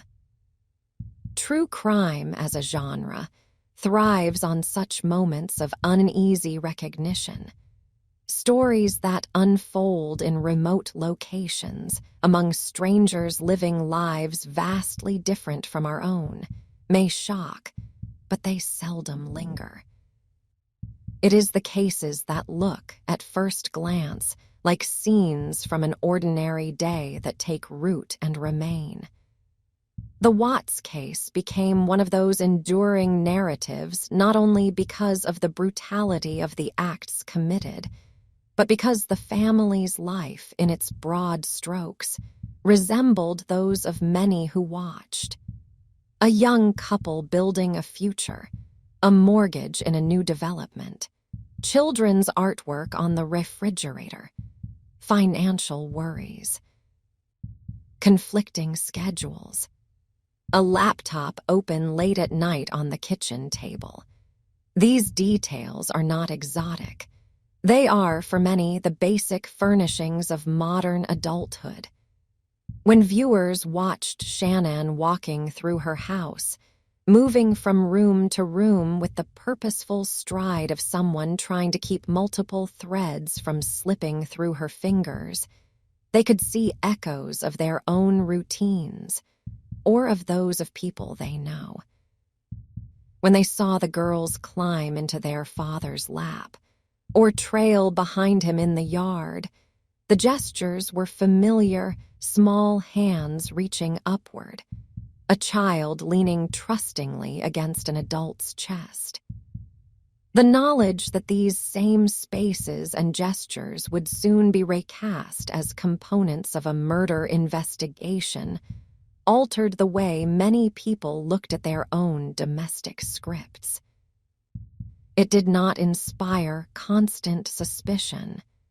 That would be neither sustainable nor realistic. But it did introduce a subtle awareness that the surface of a life can be misleading in more profound ways than a staged social media photograph suggests. It highlighted how much of what matters most in a home is not visible. The quality of attention when no one else is watching, the willingness to share discomfort, the capacity to tolerate and work through conflict without retreating into fantasies of escape at any cost. In online communities devoted to exploring true crime cases, the Watts murders became a recurring subject of analysis. Participants examined timelines, cross-referenced texts, and debated interpretations of his motives.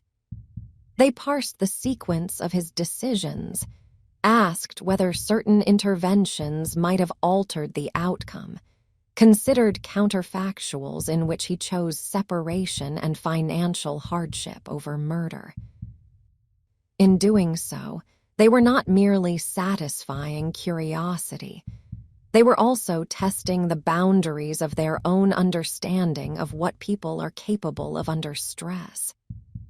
Some fixated on specific details that seemed to them to reveal his inner state, an expression caught on camera, a gesture during an interview, a slight shift in tone when he referred to his daughters. Others focused on her communications, tracing her journey from confidence to uncertainty, noting how often she blamed herself for his withdrawal, how she tried to adapt and adjust without yet knowing the full extent of his duplicity. These discussions, however detailed, could not fully penetrate the opacity at the center of the case. They could reconstruct the sequence of events with impressive precision. They could map his phone's movements minute by minute, align text exchanges with physical locations, overlay security footage with his statements to show discrepancies. But none of this could answer the final question with the certainty many sought. Why did he cross a line that most people, even under extreme pressure, do not cross?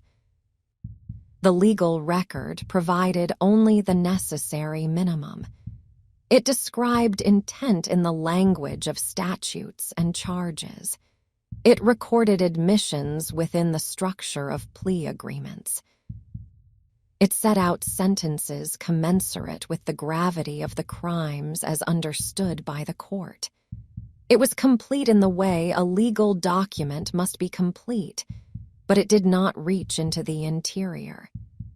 It did not, for example, catalog the exact thoughts that passed through his mind as he moved from the bedroom to the girls' rooms, from the house to the truck, from the truck to the oil site.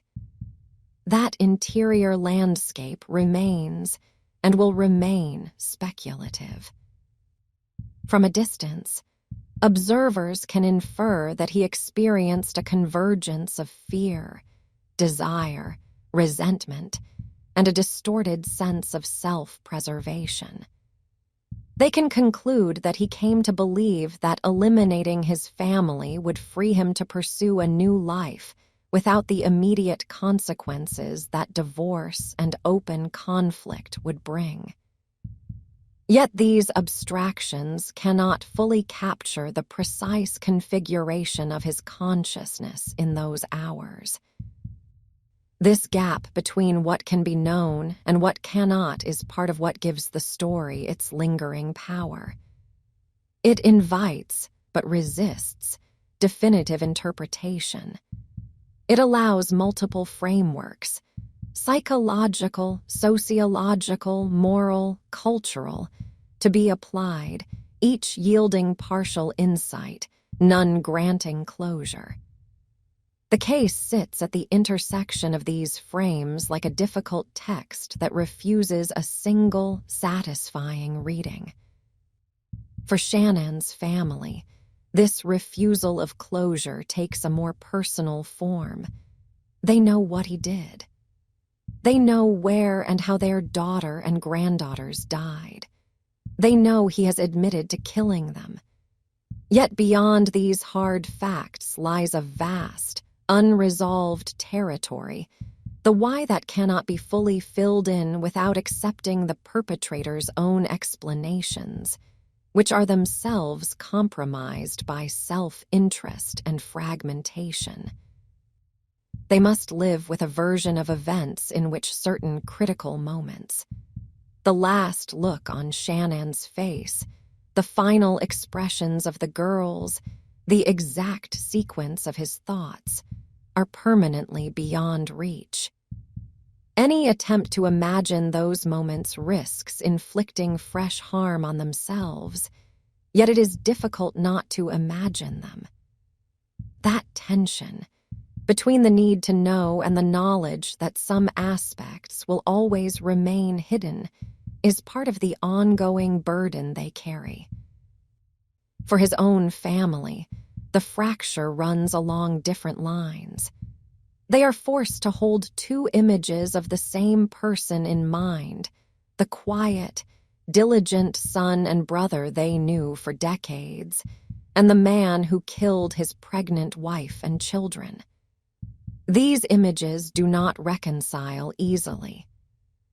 The tendency in such circumstances is often to compartmentalize, to separate the person remembered from the acts acknowledged. Yet the facts of the case make such separation tenuous. The person and his actions are inextricable. Some respond by withdrawing from public discussion, protecting what remains of their private memories. Others, at times, have spoken out, trying to navigate the impossible task of addressing the enormity of his crimes while also communicating that, for them, he was once more than the worst thing he has done. Their words, like those of Shannon's family, exist alongside but not within the legal record, adding layers of human complexity that resist simplification. The town of Frederick, too, has had to absorb the case into its identity. For a period, its name appeared in national and international headlines, not for economic development or civic achievements, but as the location of a notorious crime.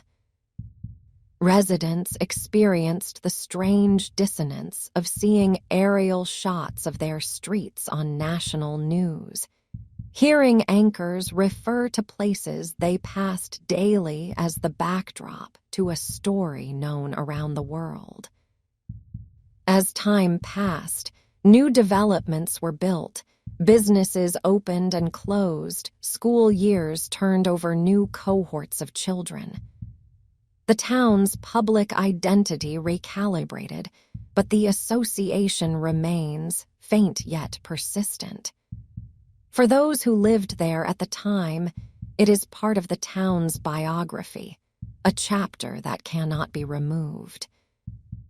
In the broader culture, the case occupies a position among a relatively small group of modern crimes that have been told and retold in long-form, high production value formats. Streaming platforms, with their capacity for multi-part series, allowed documentary creators to spend extended time on the Watts murders, presenting the family's life before the crime, the disappearance, the investigation, and the aftermath with a measured, cinematic pace. The absence of reenactments in some of these productions, replaced instead with body cam footage, text overlays, and audio of interviews, intensified the sense that viewers were being invited to witness, rather than simply watch. This type of narrative presentation has its own effect. It slows the viewer down, encouraging them to dwell on details that might be missed in shorter news segments.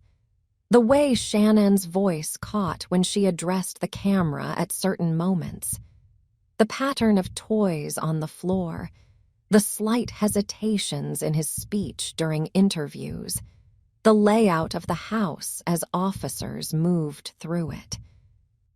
These details accumulate quietly, building pressure over the length of the series. By the final episode, the viewer has not only learned what happened, they have inhabited, however briefly and imperfectly, the spaces and rhythms of the family's life. The crime is no longer a distant event, but something that feels temporarily proximate. When the credits roll and the screen goes dark, that proximity recedes, but it does not disappear entirely. The next morning, in the viewer's own kitchen, a mundane act, placing a cup on a countertop, reminding a child to put on shoes, glancing out at a driveway, may carry, for an instant, an echo of Frederick. The knowledge that a similar tableau once concealed a radically different internal reality can be unsettling, but it can also sharpen appreciation for what remains intact. For some, the story becomes a quiet catalyst for change. A person contemplating infidelity might, in a moment of reflection, acknowledge the potential for cascading harm and seek, instead, to address their dissatisfaction in a more honest and less destructive way. Another might decide to confront a long-avoided conversation about finances or mental health, aware that silence can allow pressure to build to dangerous levels. Someone experiencing intense strain might reach out for help, rather than retreat alone into catastrophic thinking. Most of these decisions will never be visible to anyone else. They will not be recorded, analyzed, or dramatized. They will simply alter, in small but profound ways, the trajectories of individual lives and families, steering them away from fault lines that might otherwise deepen. The Watts case does not prescribe these choices. It does, however, stand in the background as a reminder of what can happen when the opposite path is taken. When a person under strain turns inward, hides critical truths, and ultimately decides that obliterating the existing structure is preferable to enduring the consequences of open change. In this sense, the case functions less as a spectacle than as a muted warning embedded in the cultural memory of an era. It tells, again and again, of a beige house at the end of a quiet street, of a truck leaving before dawn, of a remote field of metal tanks, of a courtroom where multiple life sentences were pronounced.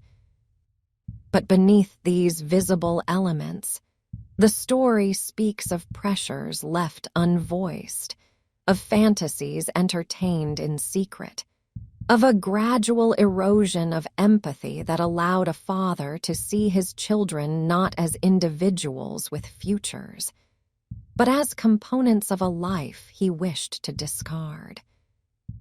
That erosion remains the most disturbing aspect of the narrative, because it suggests the possibility of a process that, in early stages, may not look so different from the withdrawing, the numbing, and the selective imagining that many people experience when they feel overwhelmed. What separates those who stop at the level of thought from those who act as he did is, in most cases, a combination of internal restraints and external support. A functioning conscience that refuses to permit certain options. Relationships in which difficult truths can be expressed without immediate annihilation. Social and therapeutic resources that provide alternatives to catastrophic solutions. The story of the Watts family underscores how vital those elements are, even though they seldom draw attention to themselves when they are working well. Viewed from a distance in time, the narrative no longer moves with the urgency of breaking news. It moves instead with the slower, steadier rhythm of a cautionary history, one that will continue to be revisited, not because people are drawn to tragedy for its own sake, but because they are trying to understand the fragile mechanics of trust, responsibility, and choice within the structures they rely on most. And so the image endures, not as a single frozen frame, but as a series of interlocking scenes. A woman stepping through her front door in the small hours, unaware that her life has entered its final chapter. A man driving a work truck across darkened fields with a cargo that will redefine him forever. Two small girls whose last morning never arrives. A house that looks exactly as it was meant to look, and yet contains something no one on the outside can see. These scenes belong now to the vast, uneasy archive of stories that shape how people think about home, about family, and about the unseen decisions that sustain or destroy both. In that archive, this story occupies a place that is neither at the center nor at the edges. It does not involve the largest number of victims ever recorded. It did not topple institutions or reshape policy at a national scale. Yet it persists because it exposes a seam in the structure of everyday life that people would prefer to believe is solid. It shows that a house can hold, at the same time, genuine love and unspoken resentment, shared effort and hidden plans, a family's hopes and one person's private intention to end them. Over time, it begins to function almost like a parable stripped of overt instruction. People recount it to one another in fragments. A friend mentions watching a documentary late at night that left them unable to sleep. A colleague refers obliquely to that Colorado case during a conversation about social media and appearances. A family member brings it up when discussing the strain in someone else's marriage, not as a prediction, but as a reminder that the surface can conceal profound fracture. These exchanges fold the case into ordinary conversation, not as a constant presence, but as a touchstone. Parents who have watched the series or read extensively about the case sometimes find themselves adopting small, almost imperceptible habits.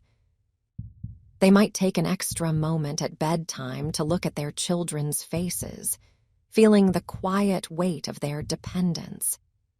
They might be more deliberate in telling their children where they are going and when they will return, aware of how much reassurance those simple acts can carry. They might be more attuned to shifts in their own energy, irritability, numbness, an impulse to withdraw, viewing them not as trivial moods, but as signals that require attention before they harden.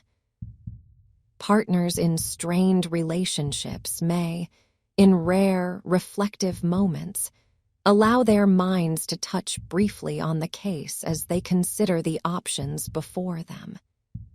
For some, the story reinforces a line they know they will not cross.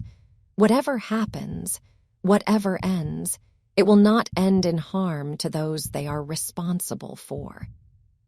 For others, it serves as an unsettling mirror, reflecting back aspects of their own interior dissatisfaction.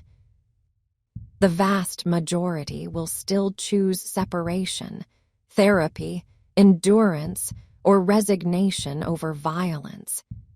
The existence of this case does not drag them toward annihilation.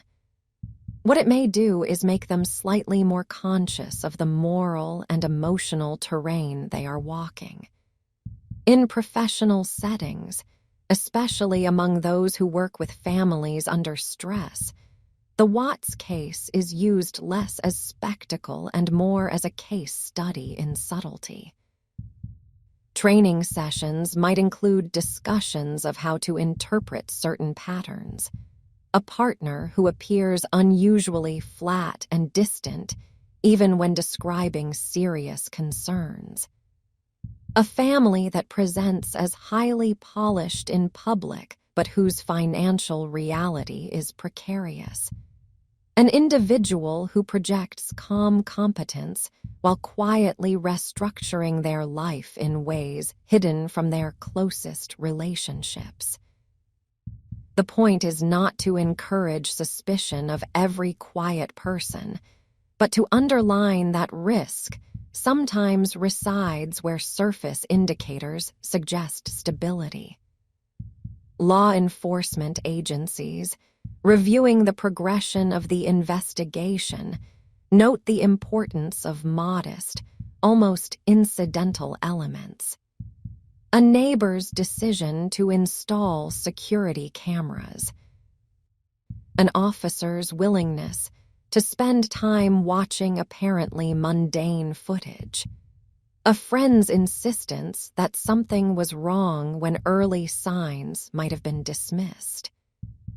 The clarity and organization of digital records that allowed investigators to establish timelines with unusual precision. Each of these factors contributed to an investigative path that moved rapidly from uncertainty to resolution. Inside the prison where he now lives, the rhythms of his days continue, largely unremarked by the outside world.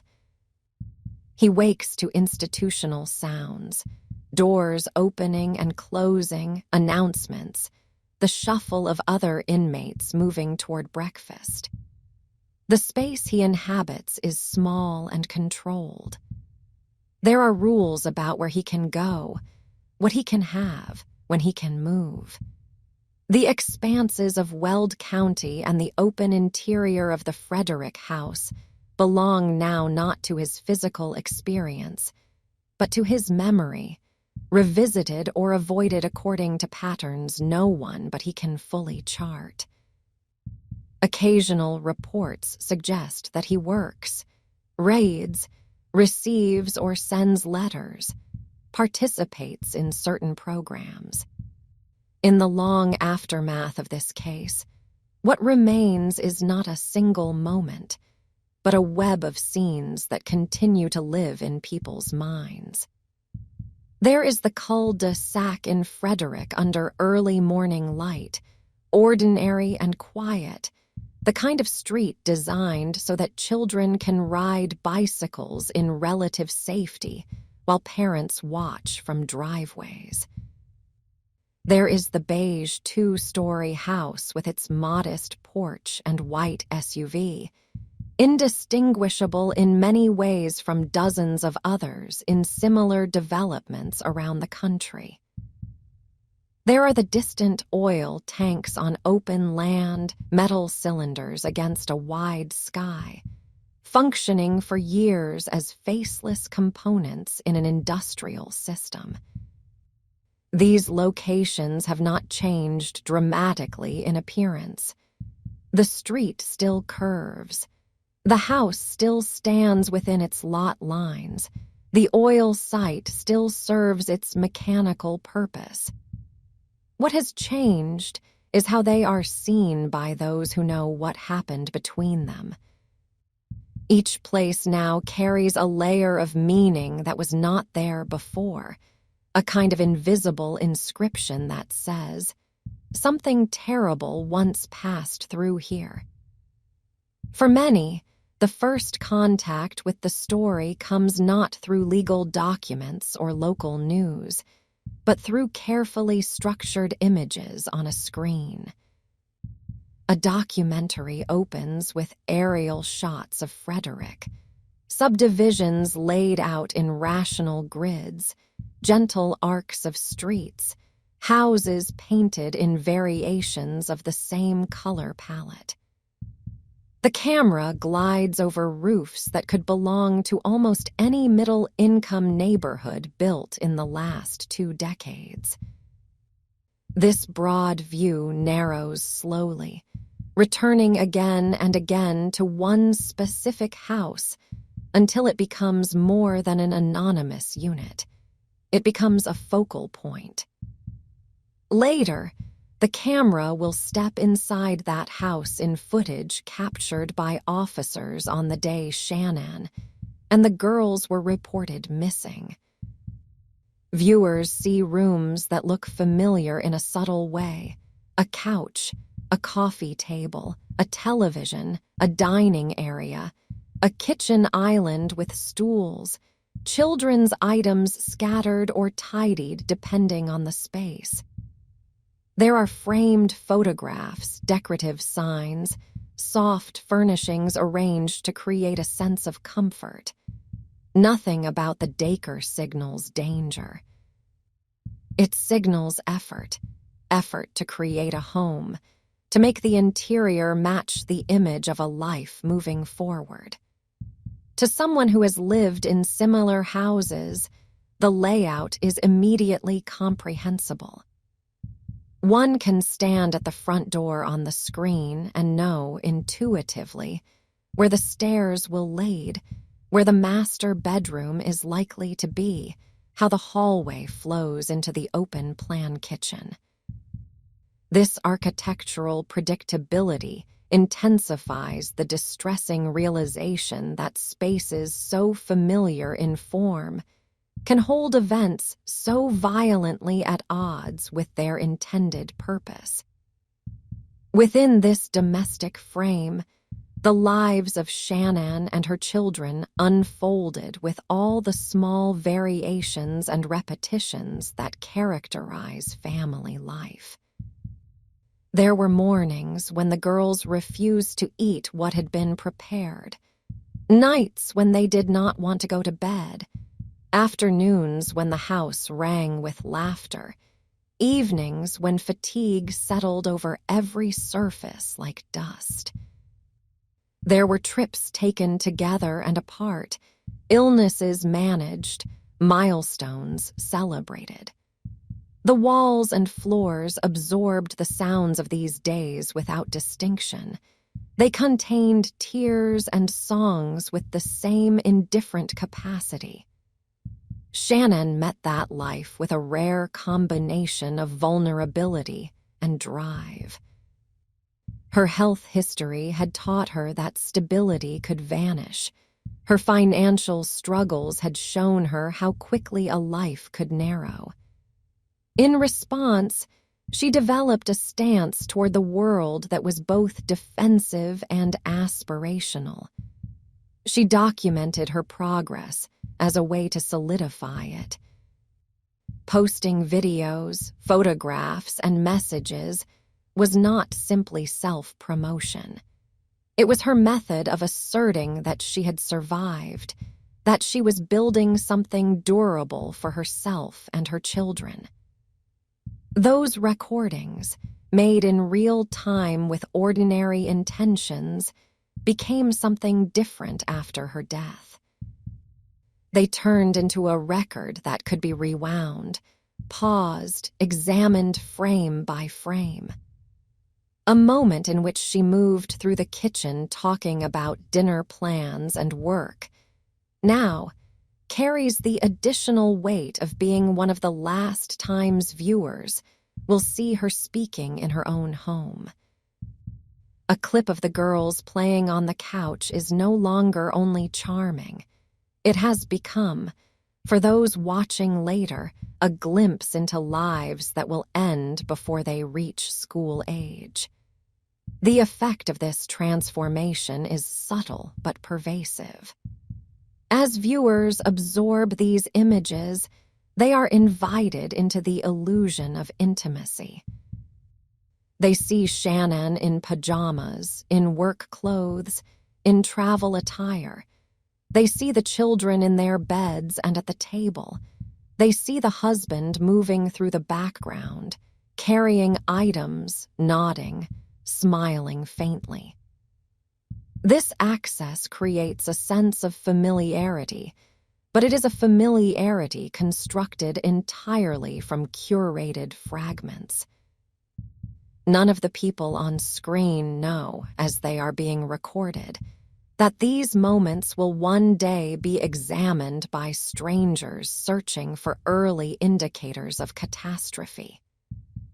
The dissonance between intent and outcome, between what these videos were meant to do and what they now do, is one of the haunting undercurrents of the case. Originally, the recordings were tools to market products, to reassure friends and family, to document the children's growth. to share milestones. After the murders, they became something else: evidence, narrative material, emotional anchors for those who wanted to ensure that Shannon and the girls were remembered as fully as possible and not merely as names in a case file. This dual function raises uneasy questions about visibility in the modern world. To what extent does living a portion of one's life publicly provide protection or risk? Shannon's openness allowed the timeline of her last months to be reconstructed with unusual clarity. It left little room for the perpetrator to reshape the narrative in ways that entirely erased her perspective. At the same time, it meant that the textures of her daily life, her voice, her face, her children, were drawn into a global conversation without her consent and long after she could no longer participate. The story also invites attention to what was not visible. In the footage of Shannon, the emotional temperature is often high but controlled. She is expressive, she laughs, she describes struggles, but she frames everything within a narrative of perseverance. What the viewer does not see are the longer, more difficult conversations she had off camera, with friends late at night about her fears, with family members about conflicts, with herself about the gap between the life she wanted and the one she was experiencing. Similarly, the husband's inner landscape is largely hidden. On screen, he often appears subdued, almost recessive. He is present for family moments, but seldom the center. He nods, smiles slightly, completes practical tasks. Only in retrospect do certain small cues acquire a different shading: the hesitation in his body language, the way his smile sometimes seems to sit on his face without fully engaging his eyes, the subtle distance between him and the emotional center of the scene. To insist that these cues are straightforward signs would be misleading. Many men of similar temperament present themselves in comparable ways without ever causing harm. The point is not that his quietness was itself a warning, but that the inner conflict he carried never found a path into sustained, honest dialogue with the person most affected by it. The interior pressure he experienced was the product of multiple intersecting demands. He was a father of 2 young children, soon to be 3. He was a husband to a partner whose expectations were often high and whose standards for effort and engagement were exacting. He was an employee in a demanding field. He was the co-owner of a mortgage that left little room for financial error. He was also a man who had begun to imagine himself in a radically different life, with a different partner and fewer liabilities. Most people in such circumstances choose some combination of endurance, negotiation, and separation. They may leave marriages, change jobs, downsize homes, seek counseling, or otherwise reorder their lives in ways that cause pain but preserve the lives of those involved. The choice to instead eliminate the family is not a predictable extension of stress. It is an aberrant solution that emerges from a distorted calculus in which others' autonomy and continued existence are subordinated to a single person's desire to avoid disgrace and difficulty. What the case shows with unnerving clarity is how long such a calculus can remain invisible to those around the person forming it. Shannon sensed his withdrawal.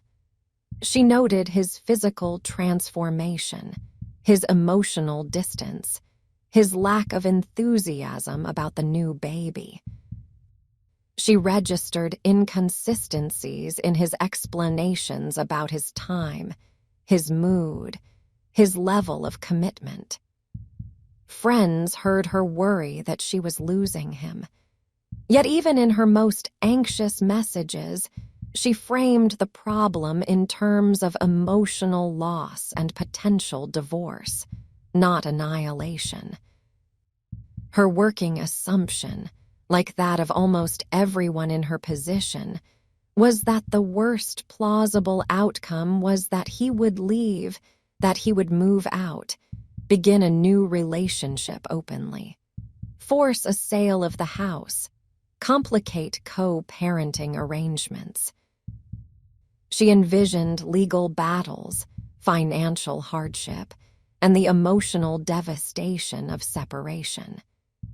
She did not envision that he would choose to make all of those concerns moot by killing her and the children. In that sense, the case underscores the profound shock such crimes deliver to those closest to the perpetrator. Families of murderers often describe a moment in which their understanding of the person they thought they knew collapses under the weight of what that person has done. The stories they tell themselves about their loved one, his childhood, his habits, his kindnesses, his quirks, must now coexist with the knowledge that he is capable of acts that contradict those narratives at a fundamental level. The Watts case is no exception. His parents and sister were faced with the task of integrating a son and brother they had known for decades with a man who strangled his pregnant wife and suffocated his daughters. No explanatory model, however sophisticated, fully takes away the sharp edge of that realization. In the broader community, this cognitive dissonance manifests differently. Neighbors primarily knew the family through brief encounters, a wave from a driveway, a greeting at a mailbox, a glimpse of children playing in the yard. Some had seen the family together at holiday events, school activities, or local gatherings. To them, the revelation that the husband was responsible for the disappearances and later for the deaths, destabilized the reassuring assumption that people who look and behave normally in public are, by definition, safe. This does not mean that neighbors suddenly begin to suspect all quiet husbands. Instead, it introduces a more nuanced awareness that outward presentation and inner life can diverge sharply, sometimes with no visible trace until after an irrevocable act has been committed. The legal proceedings, when they came, carried their own weight. In the courtroom, his posture was one of subdued compliance. He appeared thinner than in earlier photographs, his movements smaller, his voice controlled. The formal reading of charges and the articulation of sentences translated the horror of what he had done into legal categories: counts of first-degree murder, unlawful termination of pregnancy, tampering with a deceased human body. Each count was linked to a name: Shannon, Bella, Celeste, Nico, ensuring that the law recognized each life individually. The consecutive life sentences, layered one upon another, created a temporal structure that mirrors the magnitude of the crime. No single term could suffice. Only a stack of them, extending beyond any imaginable human lifespan, seemed appropriate to the enormity of multiple killings within a single family. Yet even this accumulation of punishment cannot restore what was lost. It can only signal, in the language of law, that society has recognized the depth of the harm. For viewers, the sentencing hearing often feels less like a climax than like a formal acknowledgement of what they have already internalized. By the time the judge pronounces the terms, the audience has watched hours of footage, read or heard extensive reconstructions, and lived through the investigative journey in compressed form. The sentence's primary function, emotionally, is to mark a point after which the future of the perpetrator is no longer an open question. His life is bounded now by walls and institutional routines.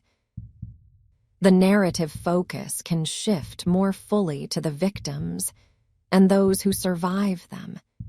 It is in this shift that the story acquires its long tail. Once the legal process is complete, what remains are lives altered in ways that cannot be fully described by statutes. Shannon's parents continue to move through a world where the call they once expected to receive from their daughter at the end of a long day will never come again. They maintain, in whatever way they can, the memory of their grandchildren, toys preserved, photographs displayed, stories repeated.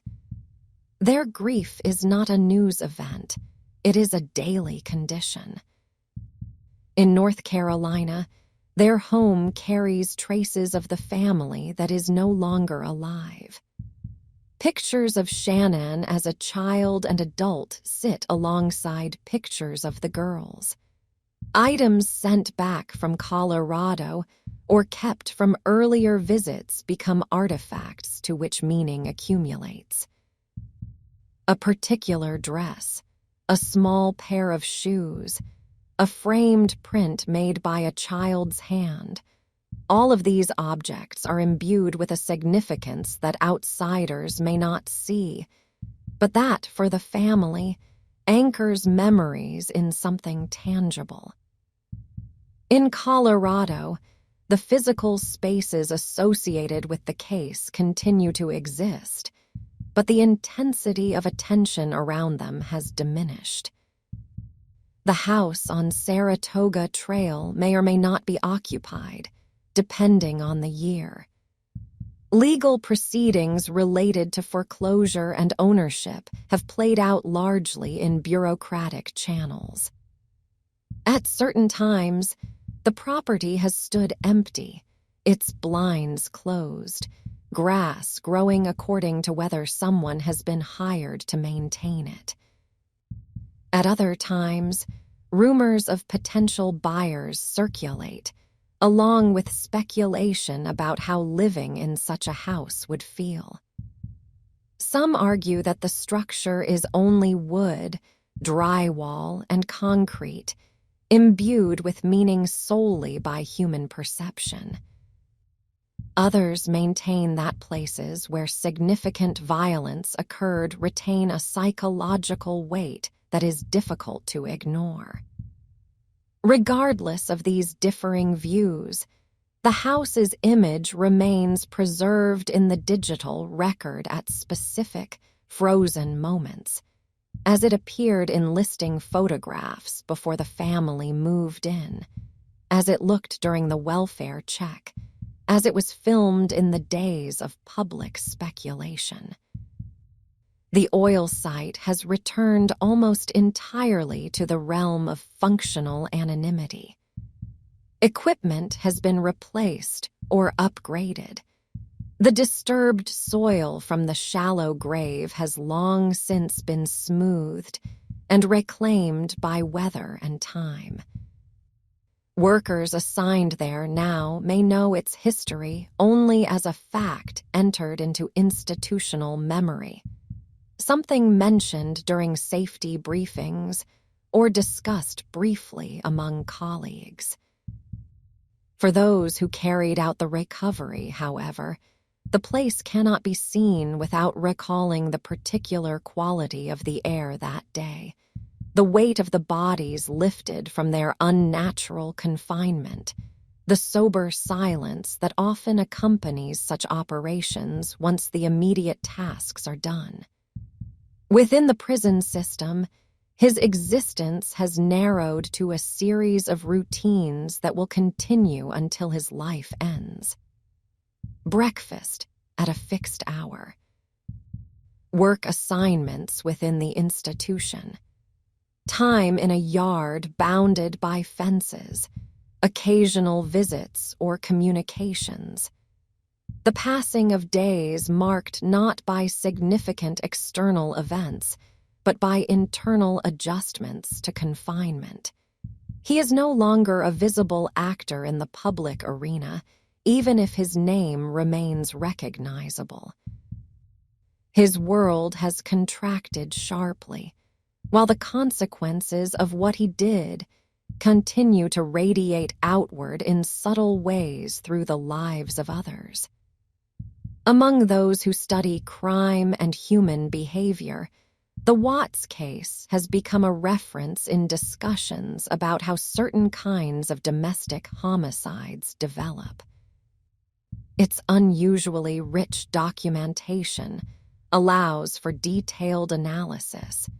The interplay of financial stress and self-image, the role of an extramarital relationship in crystallizing dissatisfaction, the impact of chronic illness on family dynamics, the significance of social media in shaping and masking reality, the importance of early investigative decisions and seemingly minor observations in steering the inquiry toward the truth. Yet even the most thorough analysis acknowledges its limits. No set of risk factors, no matter how carefully defined, can predict with certainty which individual will commit such an act. Many people live under similar, or worse, conditions without ever contemplating such violence. Others may briefly entertain harmful fantasies in moments of despair and then reject them, strengthened by conscience, attachment, or fear. The transition from thought to action is the most critical and the most difficult to anticipate.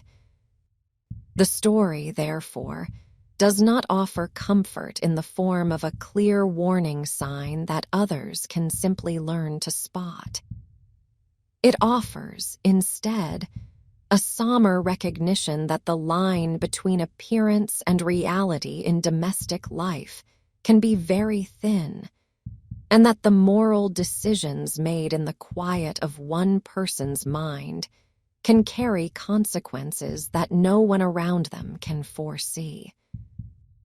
On a winter evening, years after the murders, a family in another state sits down together in a living room structurally similar to the one the Watts family once used. The television is on. A child has left toys on the carpet. A parent is answering work emails on a phone while another checks a calendar for the week ahead. The concerns in that room are their own: bills to pay, appointments to keep, relationships to maintain. The case from Frederick is not on their tongues. Yet it exists somewhere in the background of the culture they live in, as one of several stories that quietly remind them that the fragile stability they build every day rests on more than mortgages and routines. It rests on the ongoing choice to treat the lives intertwined with their own as ends in themselves, not as obstacles to be removed when they become inconvenient. The Watts case cannot teach that choice. It can only illuminate its absence. By showing, in unsparing detail, what happens when that choice is abandoned. It becomes part of a collective memory that informs, in subtle and often unconscious ways, how people understand the responsibilities embedded in the roles of spouse, parent, neighbor, and colleague.